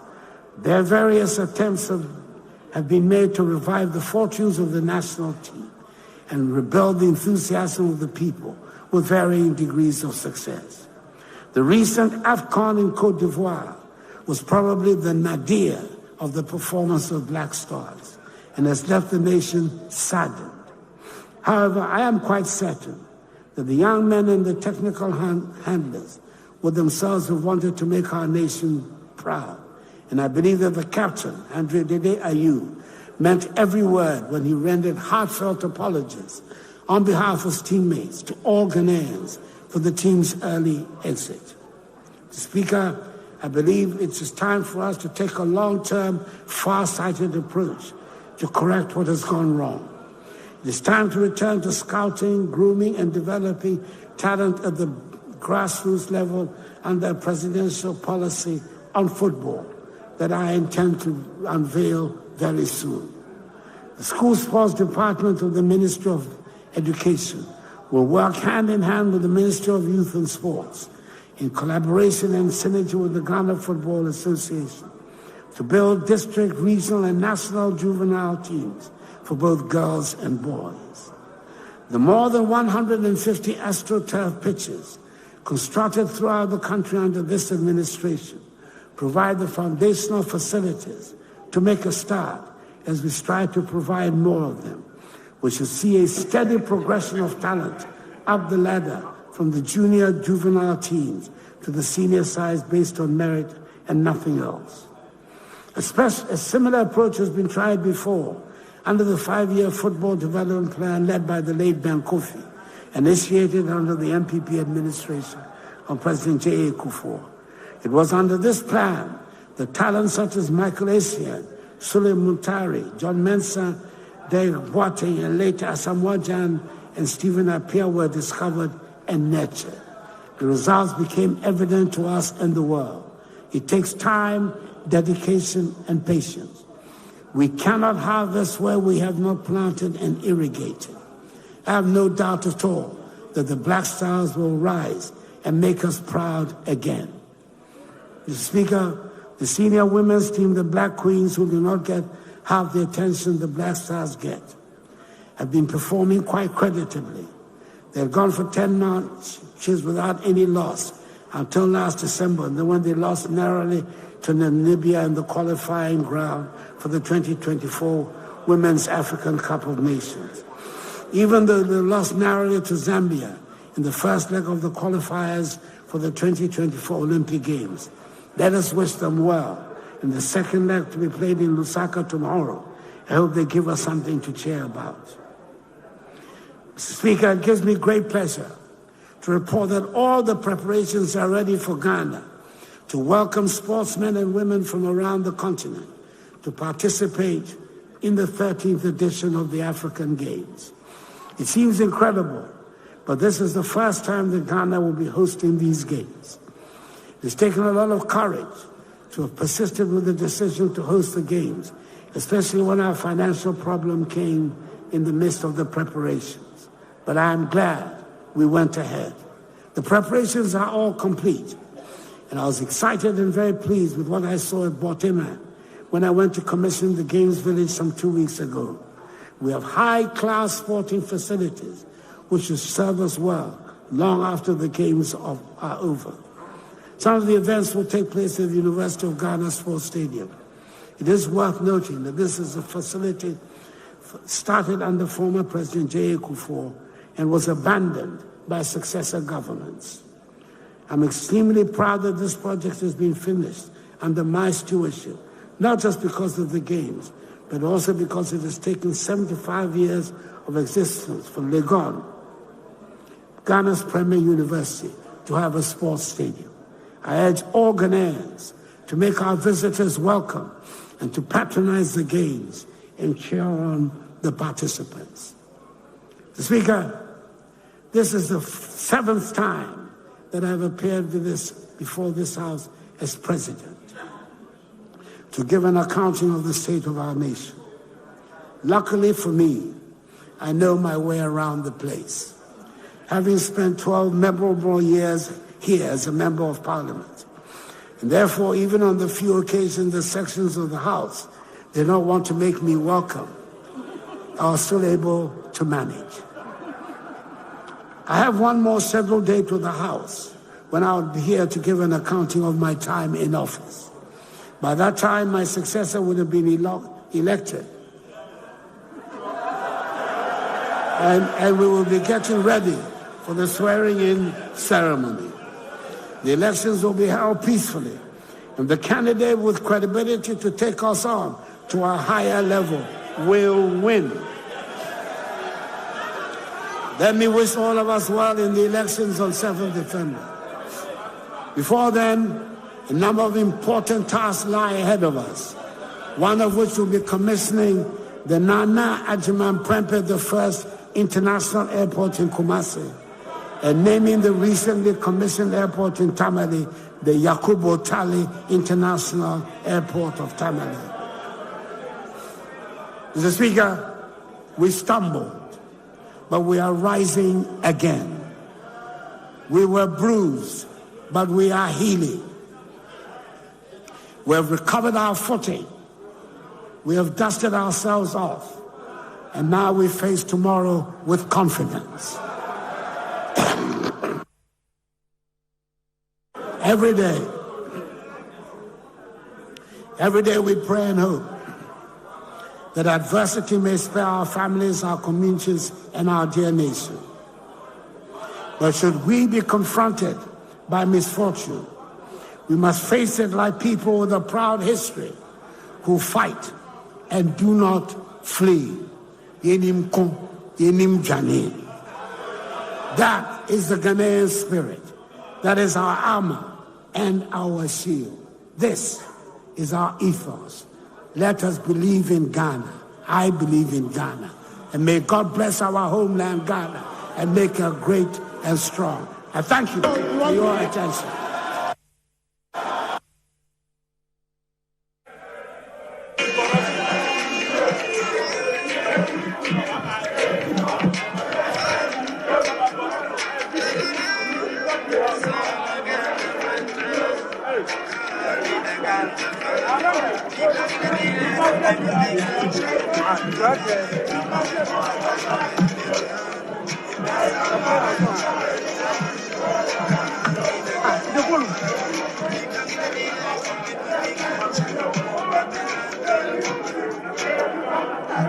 It's failing as well. No, you do.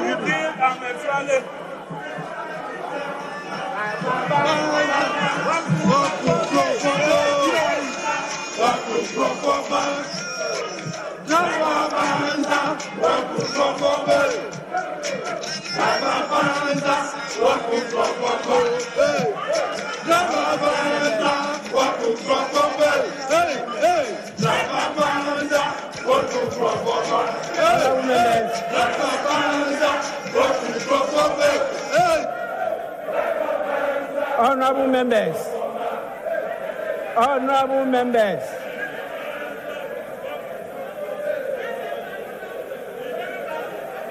honorable members,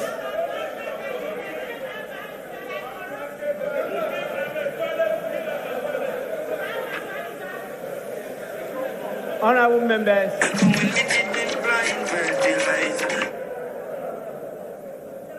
honorable members,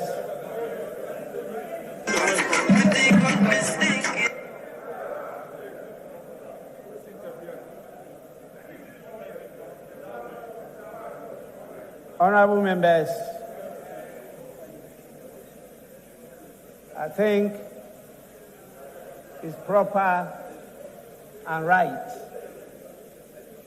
for us to offer to our revered, distinguished guests for the delay in the commencement of today's proceedings.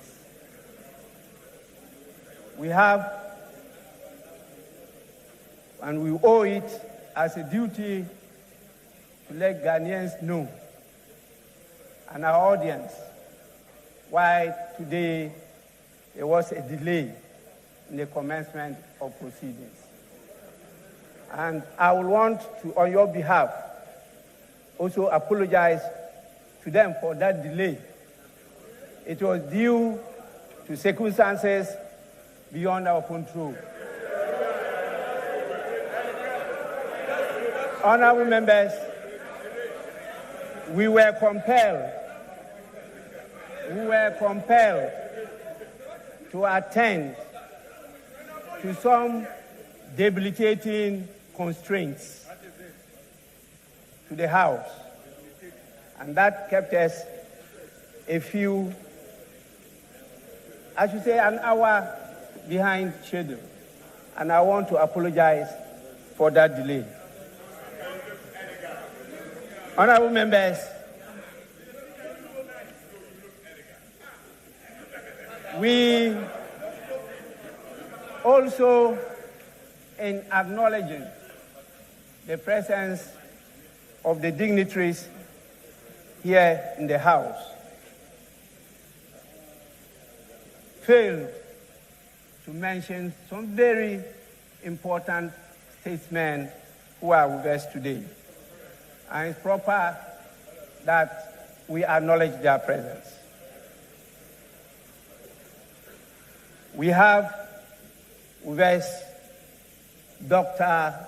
Hassan Ayaraga,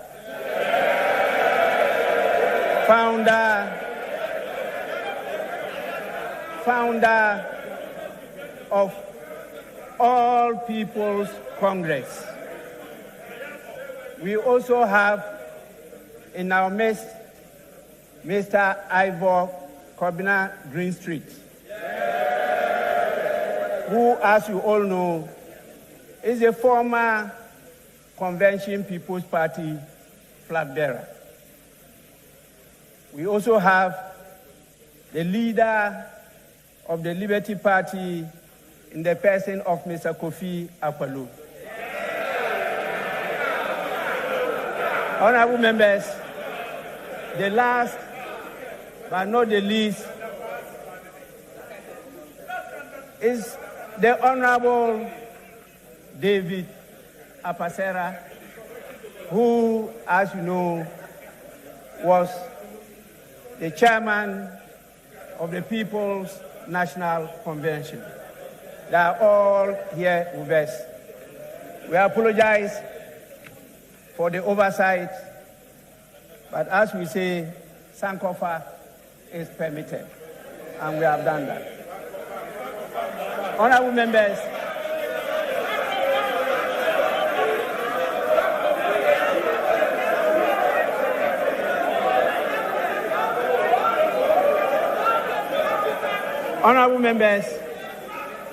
honorable members, the Speaker is very vigilant. And as I mentioned earlier on, the ability to catch the eye of the Speaker includes good behavior.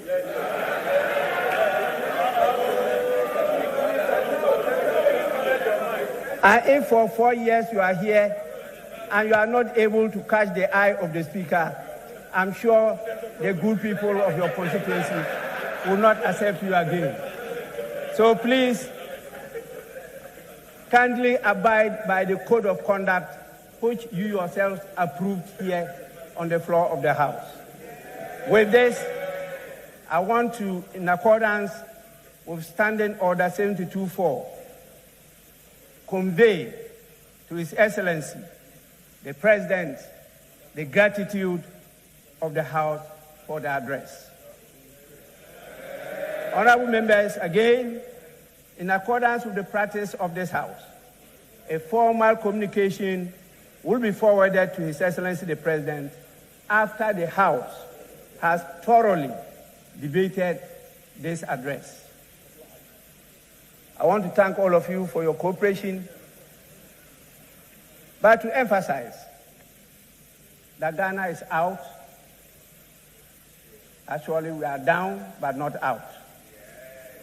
And Ghana will rise again.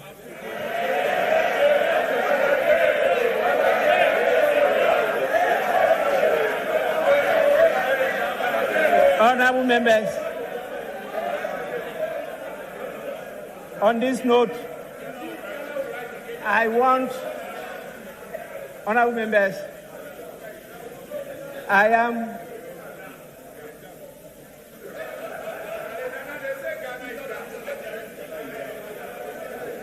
want to call on the majority leader to indicate the nature of the business on the floor. I don't want to go direct to tell him that this is an indication for him to move for an adjournment of the sitting. I say I don't want to.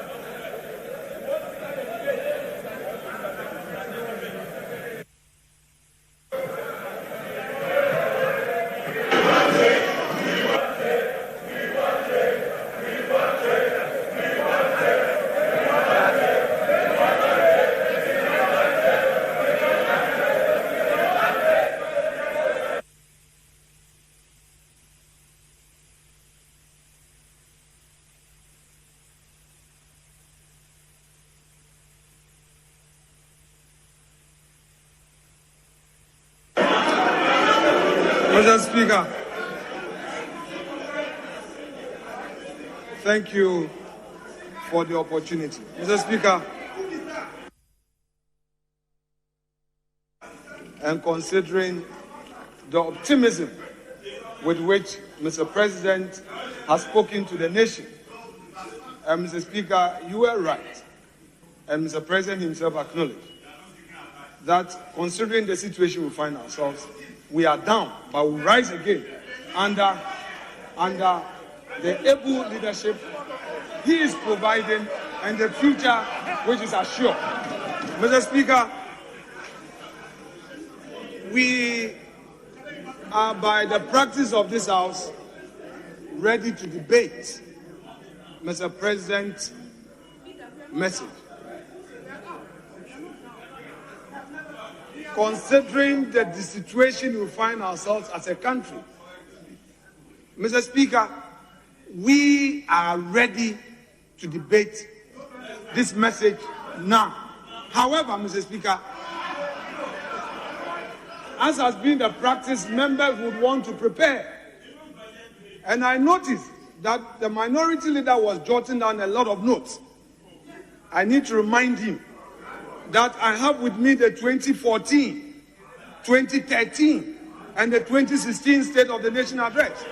And all of these were full of lamentations. So, Mr. Speaker, I don't know what he was actually jotting down. But if it was a debate he was preparing for, Mr. Speaker, I want to assure him that we will face him with this optimism and remind him of the lamentations of 2013, 2014, 2015, and 2016. Mr. Speaker, without more, I shall pray that this House be adjourned to tomorrow at 10 in the forenoon or soon thereafter. Mr. Speaker, I so move, and I urge my colleague to second the motion. That is a practice. He should second. He should just second. Today is not for debate. Mr. Speaker,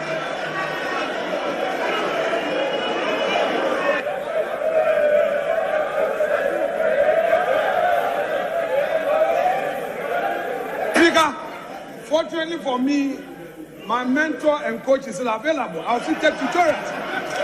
Yes, indeed. Yes, that is true. There was a smooth transition. We had a smooth transition.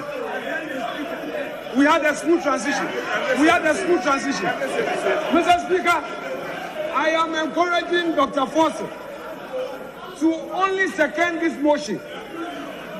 The rules of the House are very clear. It shouldn't go outside of the rules. Mr. Speaker, Honorable Atufosin, please second the motion and let's adjourn.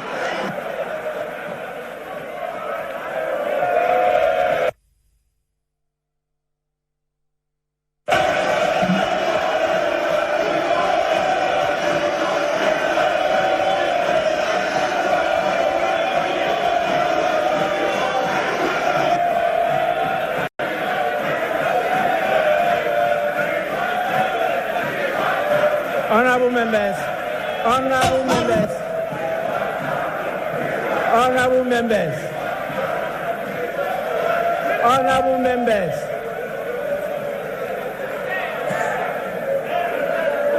Yes, Minority Leader.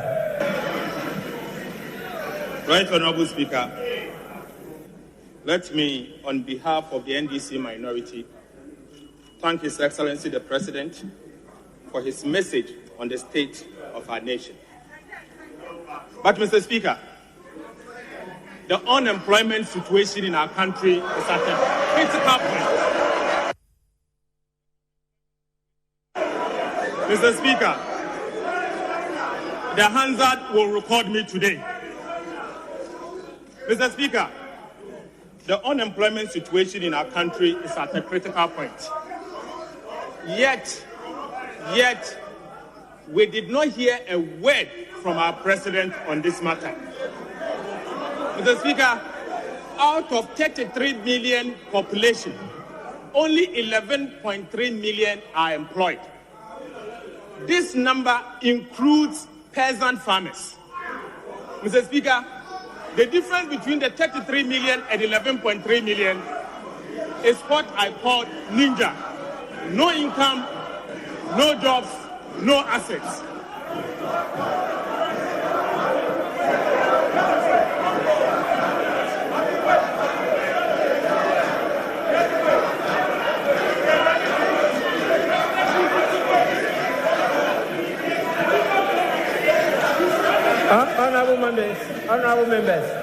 Honorable members.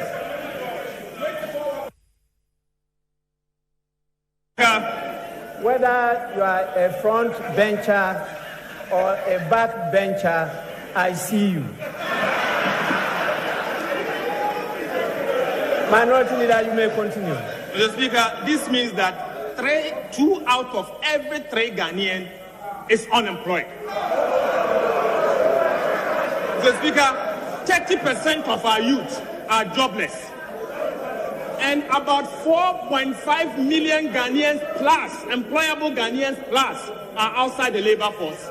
Mr. Speaker, this simply means that this number have simply given up on their search for jobs because of years of frustration and disappointment. Mr. Speaker, the state of our nation is hopeless. No wonder that an ordinary Ghanaian, including professionals, are leaving our shores in droves, in search for greener pastures. Mr. Speaker, finally, Mr. Speaker, I am scandalized. I am shocked to the marrow to have noticed that our president, following the recent ministerial reshuffle, has increased the size of his government. Mr. Speaker, today we have a Minister of Finance Domestic and a Minister of Finance International.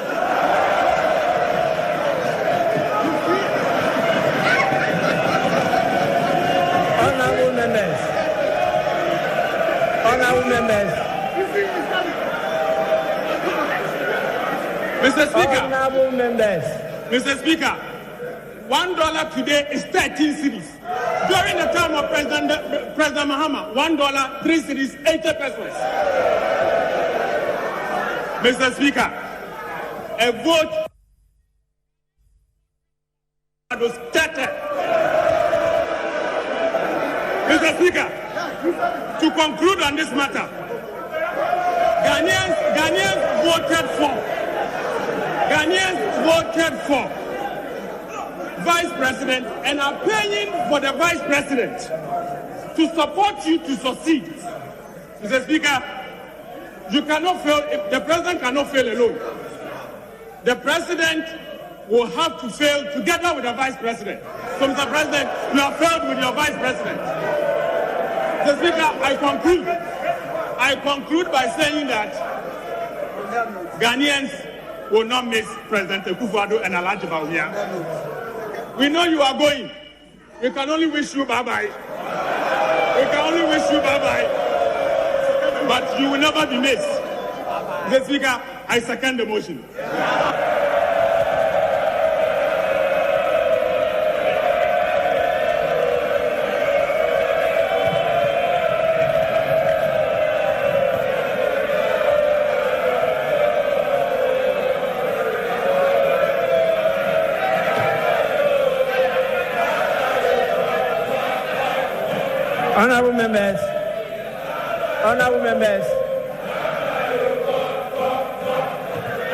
Honorable members, the motion has been moved and seconded. I now put the question. As many as are in favor of adjournment, say aye. As many as are against, say no.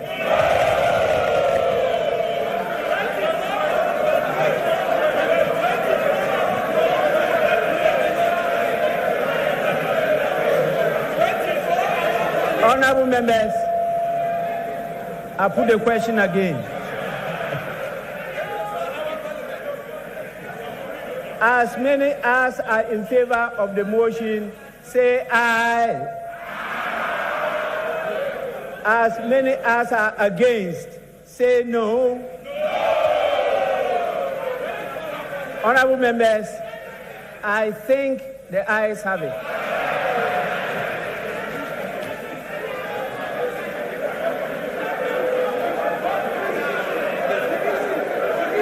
Honorable members, the ayes have it. The House is accordingly adjourned till Wednesday, 28th February 2024 at 10 o'clock in the forenoon. I thank all of you for your understanding and cooperation, and the House is adjourned.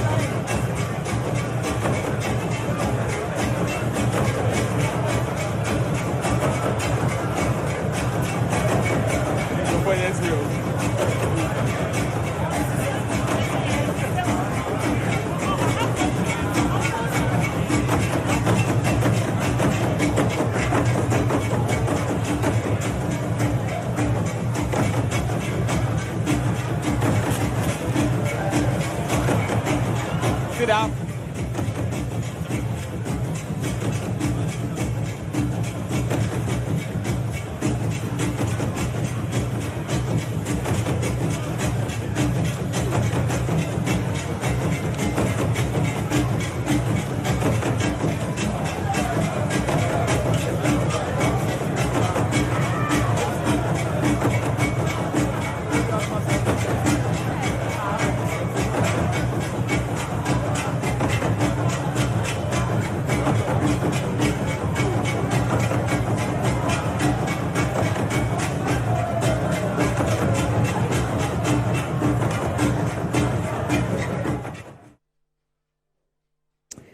All right, you're welcome back, and there you have it.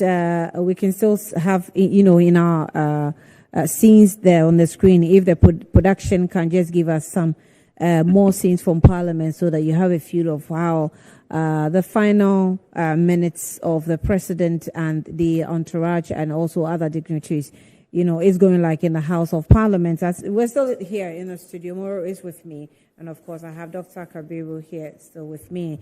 Professor Grace is also still with me. And Courage is still also with us from the Butterfly Movement. So maybe just a few things that His Excellency mentioned that I actually didn't expect that it will make it to the SONA. In fact, it didn't even occur to me.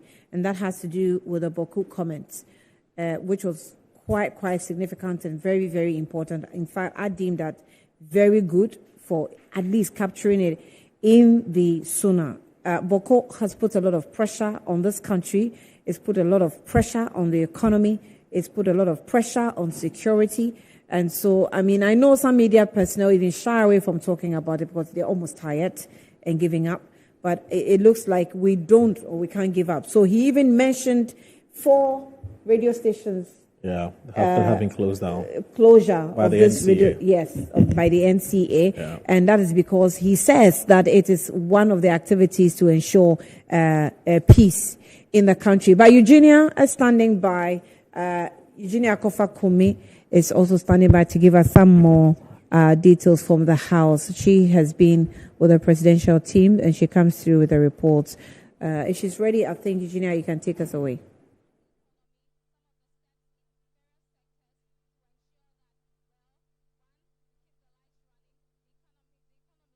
So I've just been caught by the honourable member for Banda to just share a few words about your assessment of the president's performance. The president has marked himself and failed himself. He said he is using the executive authority. So Baumia, who is a vice president, is not part of his failure. So once the president has admitted that, the next thing we were expecting was the president to apologize to us. Once he knows that apologize for what? Apologize for his failure. If you say you are the executive authority and therefore your vice is not part of your failure, you yourself is like that case that you have admitted your failure. So he did not exactly say the vice. He said the cabinet members, other ministers, they play an advice. The executive authority is in him alone, and therefore he was trying to support the position of Baumia. And we are telling that they failed together. He didn't fail alone. All right. So that's the MP for Banda also saying that the president failed to also touch on the essentials that need to be touched on when it comes to the economy. While we're still here, we'll try and get some members of the majority and other members on the minority side to engage on their assessment of the speech. Some said that it lacks some sort of hope or confidence on how the government to revive the economy. But key amongst the items or the statement that the president made was that there is going to be a project or performance tracker that would be launched sometime in March. And this performance tracker, Ghanaians can assess everything that the government has done. You can follow up and see what exactly the government has. So, Honorable, welcome to Measure. Thank you. Yes, first of all, what's your assessment of the state of the nation address? Well, I was so disappointed because the president did not give hope to the teeming unemployed youth who are looking for jobs. The president did not talk about agriculture. The president failed to actually give the true state of the nation. Ghana is not the Ghana that we all know. The economy is in shambles, and we expected the president to actually tell us pragmatic measures that they are putting in place to ensure that people's livelihood is not destroyed, as it's been destroyed already. So I am not so happy with the fact that the president failed to give hope to the teeming youth.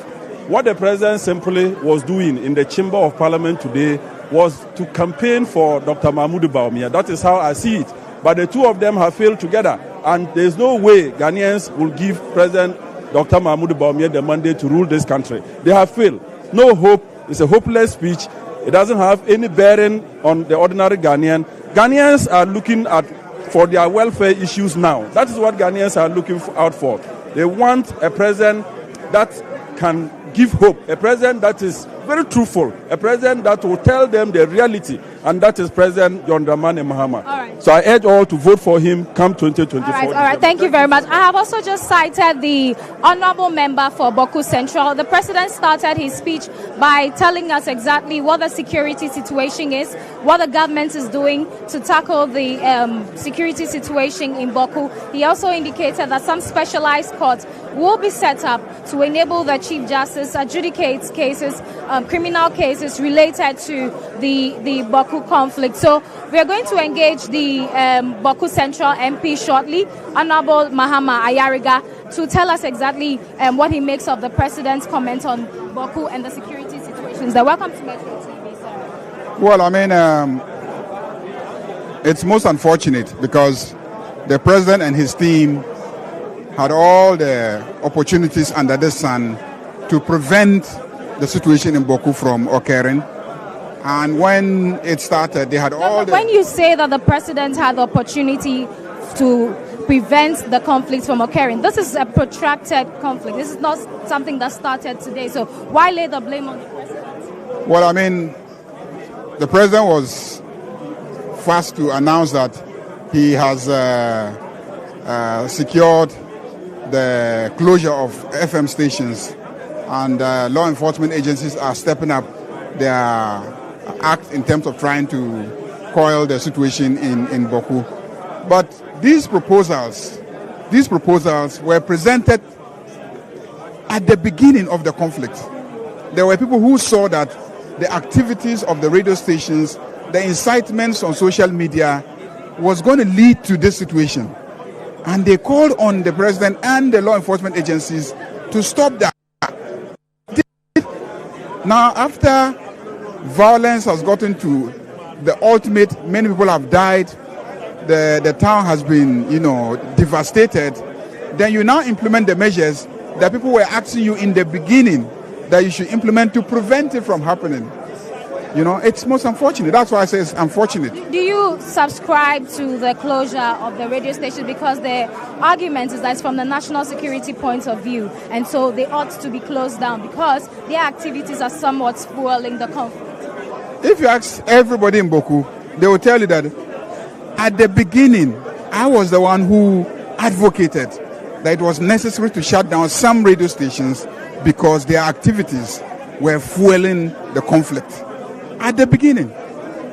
And rather, there was government that refused to listen to my advice and allowed those activities to continue until it got to a point where both sides were fully charged, and then the conflict got to the level that it has gotten to. Then government now steps in and says that they want to shut down the radio stations. If they had listened, and they had closed the radio stations or imposed some restrictions on the radio stations, even if you are not closing radio stations, I said, look, do things like blocking phone-ins. Don't allow them to do phone-ins. Don't allow people to call in and insult this tribe or the other tribe or this chief or, that claimant. If you had stopped all that in the beginning, you may have been able to prevent the situation from escalating to the level that it has escalated. But they refuse to listen. Now they are doing it, but, it's after so much damage has been caused. What do you think can be done to find a lasting solution to this? Well, a lasting solution is to enforce the law. I mean, enforcing the law is the main thing. Just enforcing the law. The Constitution is clear. The Chieftaincy Act is clear. The House of Chiefs have spoken. The law is clear. So just enforcing the law is what will ensure that we have a lasting peace. All right. Thank you very much. So that was the Boku Central MP, Mahama Yariga, sharing some insight about what the president said concerning the security situation in Baku. The president started his comments with security, talked about the situation in the sub-region and whatnot. And I've just been joined by Honorable Reverend John Intim Fojo, the Deputy Minister for Education. Of course, we cannot leave here without talking about education. The President spoke about expansion in the education sector, touting it as the best performing government when it comes to this sector in the history of the country. But Honorable, free SHS is something that has been on the banner for a very long time. Stakeholders in and out have called for a review. Recently, we just had the Africa Education Watch release a report making several recommendations, including a thorough assessment and a review of the program. Yeah, so all right, what exactly is government going to do when it comes to free SHS and call for a review? I want to thank the President for placing a lot of emphasis on education. If you paid very close attention to the statements of the State of the Nation, President emphasized heavily on education and brought to the fore the heavy investment made in education, over 114 billion cedis put into education from 2017 till now. When President, under the extraordinary leadership of President Akufo-Addo and Dr. Bawumia, we indicated that the best endowment of every country is not their gold, it's not their oil, but their human capital, and for which the child of the poor and the child of the rich must all be supported to have education and obtain the skills to turn around their fortunes. Some other people are saying no, education must not be a priority. Others are indicating, NDC is saying, former President Mahama says when it comes, he will cancel it. Therefore, it shows clearly the priority of this government. Now, over 2.5 million children have been given opportunity. They have been given access to ensure that lifelong learning opportunity, that their future will be bright, that their fortunes have been transformed. We have spent over 12.9 billion on ensuring that the future of this country is bright by giving this opportunity. Now, what we are saying is that in every hard-to-reach area, in underserved communities, even including urban areas, President highlighted the heavy infrastructure in education, classroom blocks, laboratory blocks, dormitory blocks, and many others that we have built. Over 1,207 we have built. You see, so that is most inspiring for me, that in these times, the situation in education in Ghana is one that is most inspiring. AU is talking about a year of education.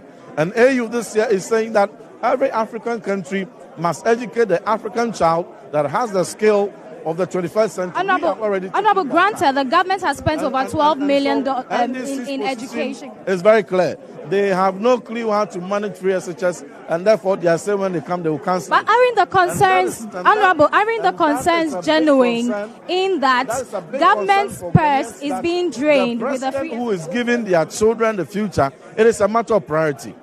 If you spend 12.9 billion on ensuring that you position the human capital of the country on the trajectory of development, that is the best investment anyone can make. And it is on record that it is and President Akufo-Addo and Dr. Bawumia have made investment into education more than any NDC government has ever done. And it clearly goes to demonstrate the commitment we have to ensure that the talent within the poor and the skills that must be given to our future leaders, we must prioritize. Honorable, the President said that we should go beyond the criticisms and talk about making it better. How does the government intend to lead the conversation on the review process of free SHS? When NDC says review, they mean they are going to cancel it. But what is the government's position? We are making it better every day. Since 2017 till now, the introduction of free SHS, it is getting better and better. We have students sleeping on the floor. We have students who are not eating enough because their meals, the schools can afford to buy. From 800,000 to 1.45 million. They said quality will decline. We have demonstrated to them by WAEC results analysis that quality is increasing. From 2020 results to 2023 results, we are demonstrating that Akufo-Addo graduates are performing much better than their previous batches. These are all indicators that we are doing something right. As a country, we must be proud of the collective gains we are making in education. If our children are passing, let us encourage them. Let us not insult their intelligence that they cheated and to denigrate the integrity of our examination system. We have put heavy investment into education. It is yielding results, and we must all applaud ourselves. All right, that's the Deputy Education Minister, Reverend John Intim Fojua, sharing some perspective on the government's position on the free education program. I was just going to ask him about the one student, one laptop, but we'll definitely catch him another time and ask him. So we have been joined by the MP for Elembele in the Western region, who is also the Deputy Minority Leader, Honorable Emmanuel Amakofibwa. Thank you very much for joining. It's good to be here. I'm very disappointed, but not surprised. The state of the nation delivered by the president was full of disappointment. Not because of the things he said, but because of the things he refused to talk about. This president, the number one crisis we face in this country is unemployment. 1.5 million of Ghanaian youth are hopelessly unemployed. And the president refused to talk about it. We have 4.5 million Ghanaians who have given up looking for jobs out of frustration, years of frustration. And the president refused to address it. This president refused to address, and I'm going to talk about all the areas he refused to, because he hopelessly have no solution. This president refused to talk about corruption. Consistently in the last 4 years, Ghana's corruption perception index has been really terrible. We scored 43 this year, 2023. And so this is a president that promised that he is going to come and follow a nice principle. He has really championed corruption. And today, he's so weak on corruption, he couldn't even say one word on his very major State of the Nation address. It's very disappointing. This is a president that, quite frankly, came here and said that after John Mahama and the NDC really has resolved the issue of Dumso and really brought Ghana into the gas era, they came and said we have oversubscribed power and that we have we've kept the light take or pay, and talked about PPAs that are too much. Today he talked about AXA. AXA is take or pay. This is a president who now is talking from both sides of his mouth. Ameri, if you remember, they say Ameri is the most scandalous project. Thank God, history is always the best judge. Ghana has paid for that plant, and the president, his own State of the Nation, said Ameri is so good, he's moving it to Ahumaso in Kumasi. This president has failed to invest in the upstream petroleum sector. He couldn't say one word. After John Mahama and the NDC left Ghana with 3 producing oil fields and gas sector investment of 7 billion. For 7 years, this government has not added anything. And even major companies have left. Are you aware ENI has left Ghana and they have made Ivory Coast their headquarters? The president couldn't say one word about it. So that is really my disappointment. The economy. I mean, think about it. Inflation. Just this week, inflation numbers are going up 23.5. And you know what the implication is? It means that every day when Ghanaians get up, things are becoming very difficult. Goods and services are becoming expensive. Ghanaians can't survive. And this president couldn't even talk about it. He just mentioned one word on the economy. He has taken us into debts that are unprecedented, over 600 billion. And we are now in debt. Ghana is so in debt that the whole world has run from us. This president is telling us to clap for him because somehow he's made progress with the negotiation of the IMF. It's a complete failure. And so the State of the Nation will get a chance to debate it. But for the 4 areas I've told you, unemployment, the economy that's in shambles, the issue of corruption, Ghana's corruption perception index getting worse, this president said one word, not one word about it. Leader. Honorable. Leader, on unemployment, the government is saying that under one Please. Do you know how much we've invested?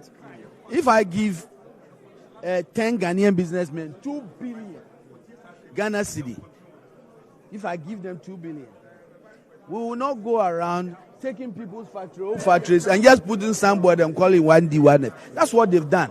Ask them how many jobs they've created. They claim they've created 2.1 million jobs. No, he said 170,000. Please, I listen to you. That is for the if one. I give you 2 billion, you got 2 billion Ghana cedi. We've given them 2 billion in exemptions, and the president today is begging us approve more tax exemptions. Is this president confused? Does he want more revenue, or he wants us to dissipate the revenue and give it in the exemptions? What has been the value of the exemptions we're giving for 1D, 1F? When 4.5 million young people are unemployed, struggling. Please, let's be very serious. The state of the nation under President Akufo-Addo has been terrible, and the people of Ghana are saying it. All right, Honorable, before you go, let's digress a bit. Earlier, the minority side, you were not in the House, and we understand you met your flag bearer, John Dramani Mahama. What was the discussion about? Well, we were not happy about a lot of the things the president. This is the very important arm of government, and one of the issues we have with this president is to disrespect the sanctity of Parliament. Our responsibility is to take bills into very rigorous process, and after that the president must assent to it. This president, for example, is holding the witchcraft bill and has signaled certain bills that he intends not to sign. That is an affront to the Parliament of Ghana, and we wanted to really let him know that this Parliament, he can trample on us. We represent the people of Ghana, but obviously after engagement with the leader of our party, we decided to come. But at least he has the message that we are not going to allow him to trample on the independence of Parliament. All right, thank you very much. So you just heard from the Deputy Minority Leader, Honorable Emmanuel Amakofibua, who is also the MP for Elembele, telling us about his what he makes of the President's State of the Nation address. And rightly so, earlier he said that the minority side of the House, the MPs, were not in the chamber even when the president arrived. And so I asked him about what the conversation is, because we heard they had met with their leader, the John Dramani Mahama. And so he was telling me that, well, they initially wanted to boycott, so to speak, the sitting, but they had conversations with their leader and then everything fell in place. I have been joined by Crew East MP, the former Energy or Power Minister, Honorable Kwabna Donko, to also tell us... Dr. Kwabna Donko, to tell us exactly what he makes of the President's State of the Nation address, particularly when it comes to the energy sector. The President said that he has kept the light on, he has consistently made the statement. What is your take on it, and is that a reality for you? Well, the President reports what he's been told. And I am extremely careful about this. The President reports what he has been told. Can Ghanaians tell us whether the MPP government has added any generation to our generation capacity since they came to power? No. The MPP government is riding on the foresight of the President Mahama regime, the foresight that brought into being the car power badge, the foresight that brought into being the AXA power plant, the foresight that brought into being the Ameri plant, the foresight that retrofitted the Tico plant, the foresight that turned TAPCO into a combined cycle, among others.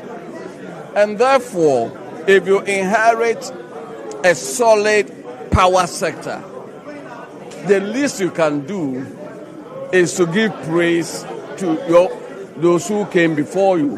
However, I want to draw Ghanaians' attention to a phenomenon.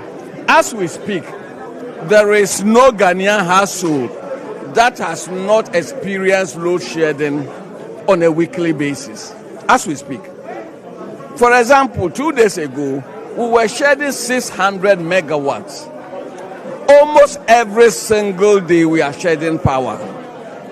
Because we are not generating enough, and we're not generating enough because we don't have enough fuel. We are having serious fuel challenges. We have curtailed exports to Togo, Benin, we've curtailed exports to Burkina Faso, and we are curtailing exports to Côte d'Ivoire. And this is the difference between the NDC and the MPP. The NDC is candid to tell Ghanaians when we have power challenges, and come out with a load shedding timetable. The MPP, being MPP, last candle. And therefore, when they are shedding, they don't even inform you. There is not a single household that has not experienced load shedding in the last couple of months.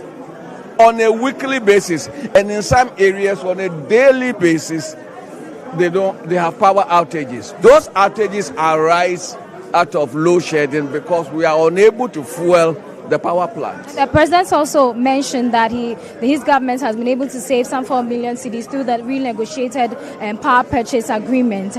So from your standpoint, is this the reality? Well, every government has the right to renegotiate.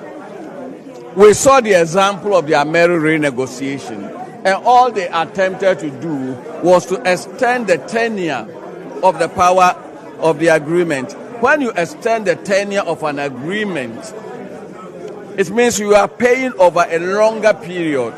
And so what you pay on a monthly basis will reduce. But really, you haven't done anything. You've just postponed payment to the future. So essentially, this will come back to haunt us. Absolutely. Essentially, we are still paying. What they say they are renegotiating, I can give you examples. The AXA agreement lapsed. And if you have excess power and the agreement has lapsed, do you renew it? No, you don't. But they renewed it. And that in itself is indicative that we didn't have excess power. Agreements which were for 5 years have been extended to 10 years. Of course, if you extend it to 10 years, what you pay today will be lower, but you are paying even a bigger quantum of a longer period. All right, thank you very much. So that was the Honorable Dr. Kwabena Donkor, MP for Pru East, sharing some of his thoughts on the energy sector and what the president had to say in that regard. The president had outlined a number of measures that have been taken to keep the lights on, in his own words. And he says that Dumsor has been a thing of the past. Is that the case? Well, everybody has something to say about that. But we're still here in Parliament trying to engage some more members of the House on either side of the aisle on what they make of the president's statement in the health sector, infrastructure sector, in transport, etc., etc. But I have cited a number of the MPs. Honorable the Trade Minister K.T. Hammond would engage him shortly on his take on the president's assessment or the president's State of the Nation address. So we're waiting to engage. But let me quickly run you through some of the things the president has been saying. He said that, he has started the digitalization agenda, saying that his vice president, Dr. Mahmoud Bawumia, has spearheaded a number of initiatives that have essentially digitalize the economy. He has also said that some priority projects would be transferred to the government of Ghana budget. So well, Eugenia coming through with the fantastic interviews she's having with the people that matter, especially on the issues that were raised in the president's address. Yeah. I think we'll give the chances to the guests who are also paying critical attention to all that is happening in the House. Doc, I think we will start with you because it is your government. You have given us the address. Or you want them to maybe give you the response and then you can wrap it up for us, right? Okay. It's okay to start.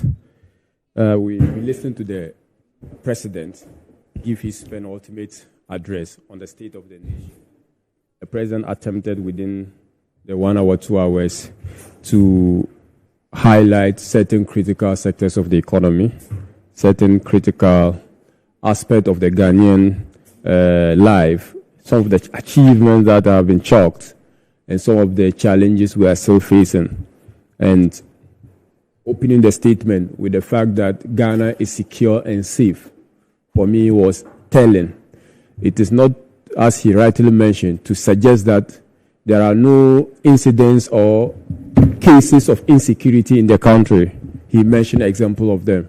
But Ghana unlike other countries like Ukraine, and to be precise, has not ceded any of her territorial boundaries to any country, and that is something that we must be proud of as a country. And I think that this across board, since the creation of the country called Ghana, our territorial boundaries have been intact, and until the very recent attempt to take away some of our coastal territorial boundaries. That was hugely fought by the NDC and fought together by this government, and we secure a victory for that. So that was so important. The president went ahead to mention Boko, which you give in your introduction. Any insecurity in any part of the country is a threat to all of us. We may think that Boko is far distant land away from the capital, but we're having remnants of that conflict in Greater Accra.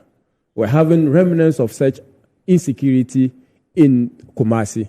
And when the president mentioned that courts have been set up to expedite trial of any criminal involved in this particular needless loss of lives in Boko, to be precise, I think it was something important. Of course, this is a decade-old conflict, and I think finality to the issue, I think we should have a very long-lasting solution to the issue of Boko to avoid the needless loss of lives in Boko, as it has a tendency of spreading to other people. The president went ahead to talk about the energy sector. I mean, the president spoke about education, extensively so. He spoke in extenso on the achievements made in the education sector. And I think that without repeating the president, it's quite evident what the government has done in the area of agriculture. The president also touched on the economy, cost of living, inflation. The president spoke about the fact that growth and other what have you. I think that these numbers mean something for the Ghanaian people. But the most important thing is that in that old narrative is the fact that the president acknowledged, and rightly so, that things are now turning towards the north. Because unlike before, in the heat of all this problem, we had a very catastrophic, economic malaise. But now we seem to be having some return to normalcy, whilst we still pray and hope and work towards bringing some of these indicators back on track. We think that the successive shock in the area of the economy, and the president highlighted the issue of inflation, something worthy of mention. The president did not also stop at that. The president mentioned issues related to the work the government has done, which he noted that Mr. Vice President Dr. Alhaji Mahmoud Bawumia would soon be launching the performance tracker to give us a one-stop shop of information accessible to the media, accessible to the general public, accessible to the civil society organization on the work done by government. And the expectation is that once this platform is launched, it's going to be built upon by subsequent government to ensure that we have a national database and we can monitor and track concretely our progress as a nation as we move forward to pursue our development. The president also touched issues about, he talked about the anxiety in Parliament of institutional memory. I think while the president leads the executive arm of government, we expect that as the commander-in-chief and also more or less the leader of the country, irrespective of the arm that you belong to, right, he has responsibility to talk about so the anxiety in Parliament and about turnover of members is one of the things he lamented about. I think that this is for the executive, right, but for the executive showing concern, it means that the resources needed and the support as well as the constitutional revision that are needed would be provided. But the most important thing that I think we need to also note is that this debate about who is in charge of the country is being settled by the president in this speech. And that debate is settled by the profound, unambiguous, clear, in no uncertain terms, statement by the president to the fact that, and in line, in fact, the president was just re-echoing the provisional constitutional provision, executive power of the country lies in the president. Everything stops, backs off at the president. Indeed, one may say that Vice President Dr. Mahmoud Bawumia has been part and parcel of the government. Rightly so, it's a very valid argument to make that he's been part of the government, and so therefore, for any of the successes you want to take credit for, you must equally share a brunt of the blame and misgiving or mishappiness if you like, the failures of the government. It's a very valid concern. But the fact of the matter is also that we are also going to look at, you are blaming him as the vice. And then we have alternatives to, so because this whole thing is about, this blame game is about the next election. And if we have to be frank and brutally so with the truth, is that it's about the next election. Is Dr. Mahmoud Bawumia in a good position, qualified and credible enough to lead the country into the next election, considering the records of the New Patriotic Party and considering the fact that he's been part of that record? And you have to juxtapose that with potential candidates like Mr. Alan Chiramante, who we have had the signal that he's going to come in as an independent candidate. You have to juxtapose that in contradistinction with that of Mr. John Dramani Mahama, who has been the president of the republic before. You may have people like Ayerga coming in. I don't know their name, Akuya Donkwa and all of them. We may not know the extensive list of people. The new force, Mr. Bedioko, they are all signaling their interest. The Ghanaian people will have... You've left out the movement for change. Why?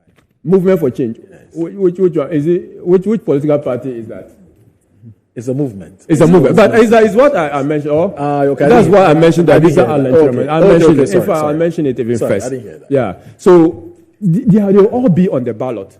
So this statement by the president clearly tells us that anyone, a man that is in search for the truth, and a man that is in search for the reality of how governance is run in this country, a man that understands the constitutional arrangement of the country, a man that wants to, be candid to the fact. We'll tell you that Dr. Mahmoud Bawumia is not the president. Right. He's coming to seek for a mandate to become president of the republic. And I think that as a whole, there have been areas that people lament the vice president. The president never mentioned. Issue of corruption. I disagree on the fact that unemployment was not mentioned because the president mentioned things about creating employment and avenues to create employment. It's about the reflex of unemployment, how government is trying to address employment issues in the country. He did not necessarily need to mention specifically that unemployment rate is this way, and government has, once he's mentioning, and I remember somewhere, one of the pages, page 28, thereabout, the president mentioned specifically about intervention to improve on job creation. That is a way of addressing corruption could have been mentioned, but I think corruption is of a flop horse. We've talked about it several. The government has justified the massive increase in revenue, what you call transfer to anti-corruption agencies than any other government. The government has justified the setup or the setting up of the special prosecutor, a way of fighting and curbing corruption. The government has justified the digitalization or electronic payment of things to avoid human intervention. All those things are ways of addressing. But that said, people would have expected that the president should mention issues about corruption, and if they did not have it featured, I just hope that concern will be addressed in the final address of the president. But let us note, this is not a government economic and fiscal statement. Right. So state of the nation. This is the state of the nation. And that the still expectation about the economy of the nation. And that the expectation of the state of the nation could be different from the interventions, concrete intervention government wants to put in place to address the woes of the people. Right. That we should expect more. Right. I just want to say a special good afternoon to Laratu. Laratu says that I shouldn't corrupt you. I'm surprised. I don't even know what that means. I'm surprised when she said that. But anyway, good afternoon. I will say good afternoon to you, Laura. So Dr. Grace, you come in first, or we should have Courage? It's up to you. Oh, yeah. Should I? Courage is busy writing, so you you have just about some few 8 minutes to go. Oh, okay. Yes. So thank you. Today I'm very sad. I thought that what the president did today, a lot of which was unbecoming. I thought it was very sophomoric. I thought it was juvenile. I thought his speech was vapid and empty, full of empty promises, not based on research or data, and there was zero evidence on the ground. All I saw him do was string a lot of words together without telling us the solutions to our current problem. And the saddest part of everything that I've witnessed today is the posture, especially when he was insulting John Dramani Mahama of the NDC, who was actually in the room, and especially because he mentioned something about I don't drink alcohol, and he didn't mention his name. But we all knew, every Ghanaian that was watching knew exactly what he was doing. I mean, for an 80-something-year-old man who has been the president of this country, I expected him to elevate the discourse. I expected him not to go to Parliament and say some of the things he said. I'm going to hand it over to my, some of the things, the smirk and his posture. It was very unbecoming and very sad and very un-Ghanaian. In Ghana, we don't do that. In Ghana, we respect our elders. So we expect the elders to also respect us. And what this president did today was very, very sad. But in any case, I don't blame him at all. This is the man who plagiarized his inaugural speech. This is the man who is supposed to be a lawyer, who is supposed to give us the best inauguration speeches. He took 4 people's speech for his inauguration and actually spoke about it as if they were his own words. He plagiarized the word and he shamelessly talked about it with a lot of pomposity and self-promotion and didn't even feel bad about it. So between him and his failed, quote-unquote, not his words, not mine, his failed driver's mate, we are in trouble. So in one breath, he was responsible for himself. Then in another breath, he was trying to ask people to take credit for both faults and to take credit. But he was also asking people to now look at everything, put everything on the side and now vote for his vice president, who is actually the head of this economic management system that has bankrupted the country. So as a medical doctor, what I can say is that Ghana is in the intensive care unit. It is comatose. It is looking for medicine, and this president did not provide us with any medicine. In terms of his speech, again, he didn't mention unemployment. Unemployment is the biggest problem we are facing, especially with the youth. 1.3 million of our youth are unemployed. And the sad part is, even those that are employed, there's something called underemployment. They are employed, though they get money, but the money is not enough to take care of their families or of themselves. And that's even a bigger amount of people. You look at what he mentioned about Baku, I thought that was maybe the best part of his speech. He did not mention anything about the Akosombo spillage. Remember the amount of the Ghanaians whose houses were flooded, who were rendered homeless in this Akosombo spillage. He didn't also mention Galamsey. He mentioned energy crisis, the Doomsaw is back. As of yesterday, I didn't have any electricity. The one thing I want to stress on is about this election violence that he mentioned. This is a president who, under his watch in 2020, killed 9 people were gunned down in cold blood in Techiman South. He hasn't said a word. His vice president, the driver's mate, who was there and was still the vice president at the time, who now wants us to make him president, hasn't even said a word about this. Are some people different from some people? Are some people more Ghanaian than some? That is the issue we have on the ground. He's talking about free and fair. Madam Jinmei said the current EC has never organized any credible election. Remember Ayawaso West, right? You remember before that the registration. Remember when she came to tell us that 2020 election we're going to have biometric facial recognition. Did anybody see any facial recognition after she spent all of our money? In my constituency, in the Skaduketan constituency, I counted 20 AK-47s in my collation center. 3 people were shot and wounded. There was chaos, there was confusion, there was intimidation. Up to today, I haven't had any proper investigation to see what happened in Iskaduketan. Everybody has assumed, it's okay. So election violence sits on the lap of Nana Akufo-Addo and Bawumia. They are the ones who introduced violence into our elections. Prior to that, even Kufuor's time, did we see any 9 people gunned down? Did we see AK-47s in collation centers? President Mills came, did we see anything like that? President Mahama came, did we see anything like that? So if he's talking about election violence, that sits directly on the lap of Bawumia and President Akufo-Addo. So he shouldn't come and preach to us, to the already converted. We are already in the choir, we are already converted. The one who needs to convert, the one who needs to learn how to change is him and his current EC. He also talked about, don't blame Bawumia. Bawumia is to be blamed. Bawumia is complicit. Bawumia was in his government. Bawumia is the economic management guru. Bawumia is supposed to be, quote unquote, be the economic guru that was supposed to transform Ghana.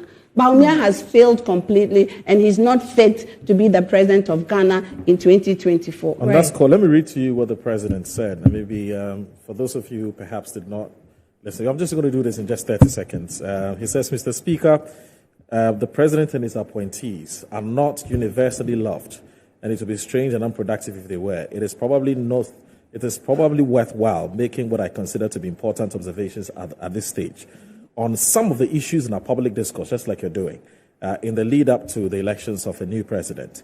Under the Constitution, the executive power of the state is vested in the President of the Republic. He or she is the executive.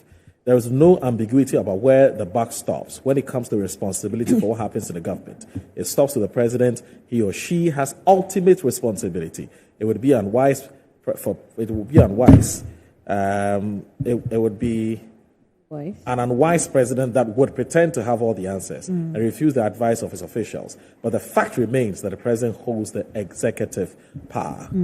Still doesn't change your stance? It still doesn't change anything. Okay. We are all aware the Constitution is clear, the job of the Vice President, the job of the President. So we're not here to debate Ghana's Constitution that we've all read. The issue is the Vice President is supposed to be the co-pilot. The Vice President is not the one in the piloting seat, but he's the one who's supposed to correct the pilot, because when we all think we're in the same plane, and when the plane is going down, we all go down together. So the job of the Vice President was to make sure the President was steering the economy the right direction. You came and you have sunk the economy, and Vice President Bawumia should be nowhere near the presidency in 2024. He should be even ashamed of trying to be the president of Ghana in 2025. Yeah, Moro.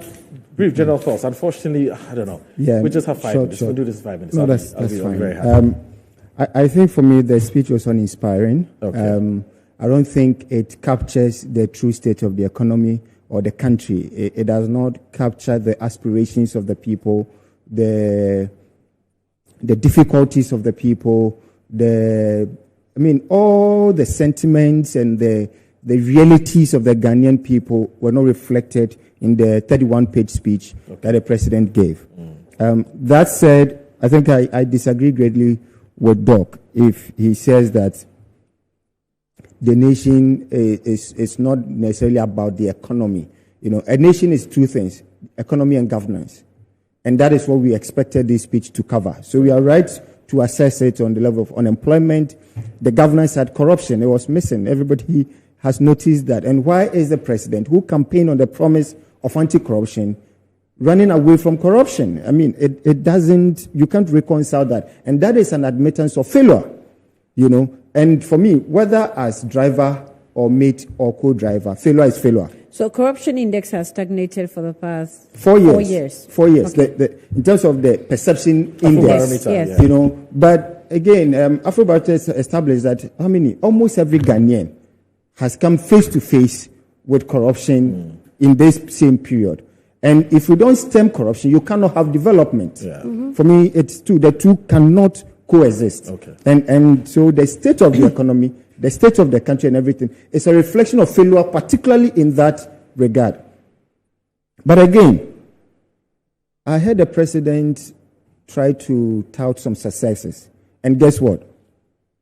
3 of those, right? A few that he could mention, 3 of those are what were championed by Honorable and John Kojo Martin. Whether it's 1D, 1F, 170,000 jobs, whether it is AFTA, where Ghana has been selected as one of the 7 countries to do the guided trade initiative, or it is vehicle assembly. Yes, and once you move into that space, then, like Prof said, he would also the president, as a coach, in this case, has actually singled out his kudos. Okay. On the team that, things are not doing right, but this is my star performer, Alan Chematin, and it is evident in this outcome. And I'm saying the reason why it is like that was because Alan Chematin, as trade minister, had a plan. And likewise, today, he has a plan to make Ghana a prosperous nation. Okay. He says he wants to see Ghana transform to become a prosperous nation. Sure. And so he's presented a great transformational plan. Okay. And the economy aspect of it, which is the first part, has been tackled in a summit that was held recently. Yeah. And so we should look forward to more. Okay. What Alan Chematin is about is mainstreaming the issues that matter. Mainstreaming the issues that matter. Okay. And to make sure that we're able to have very discerning and very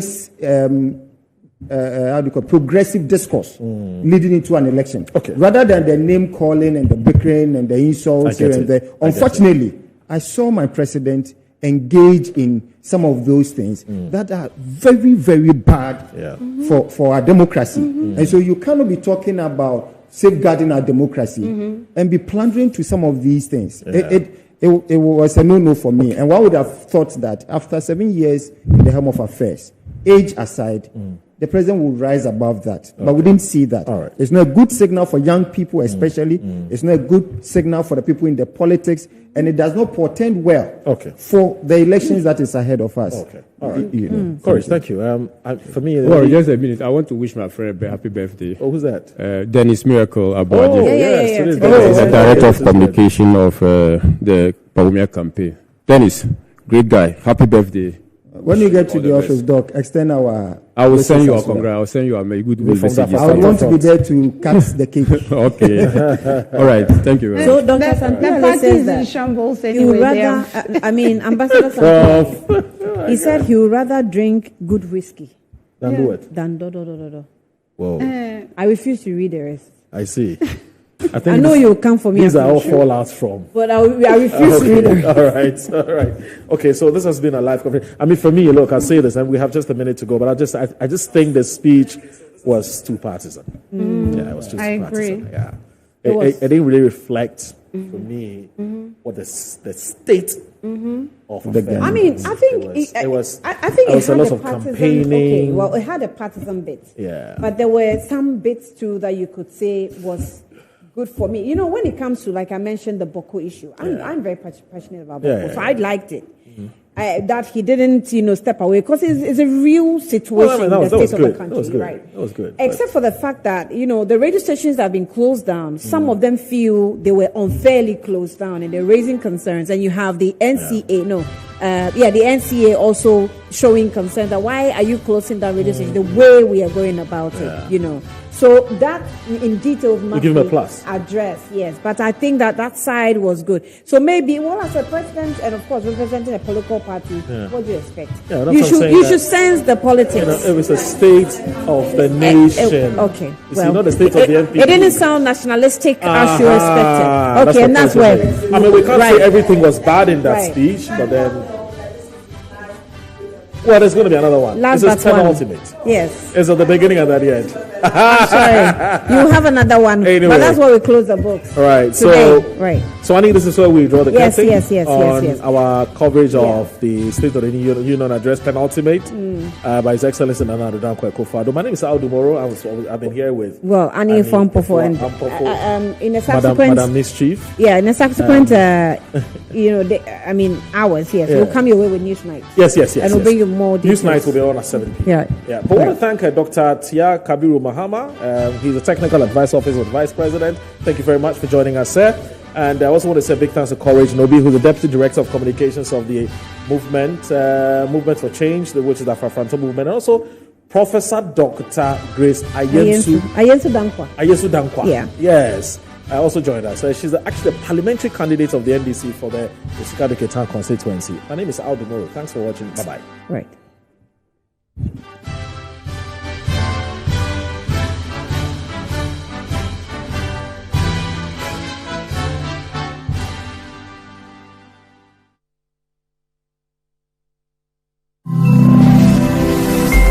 Metro TV, insightful and inspiring moments. All this because you all gave me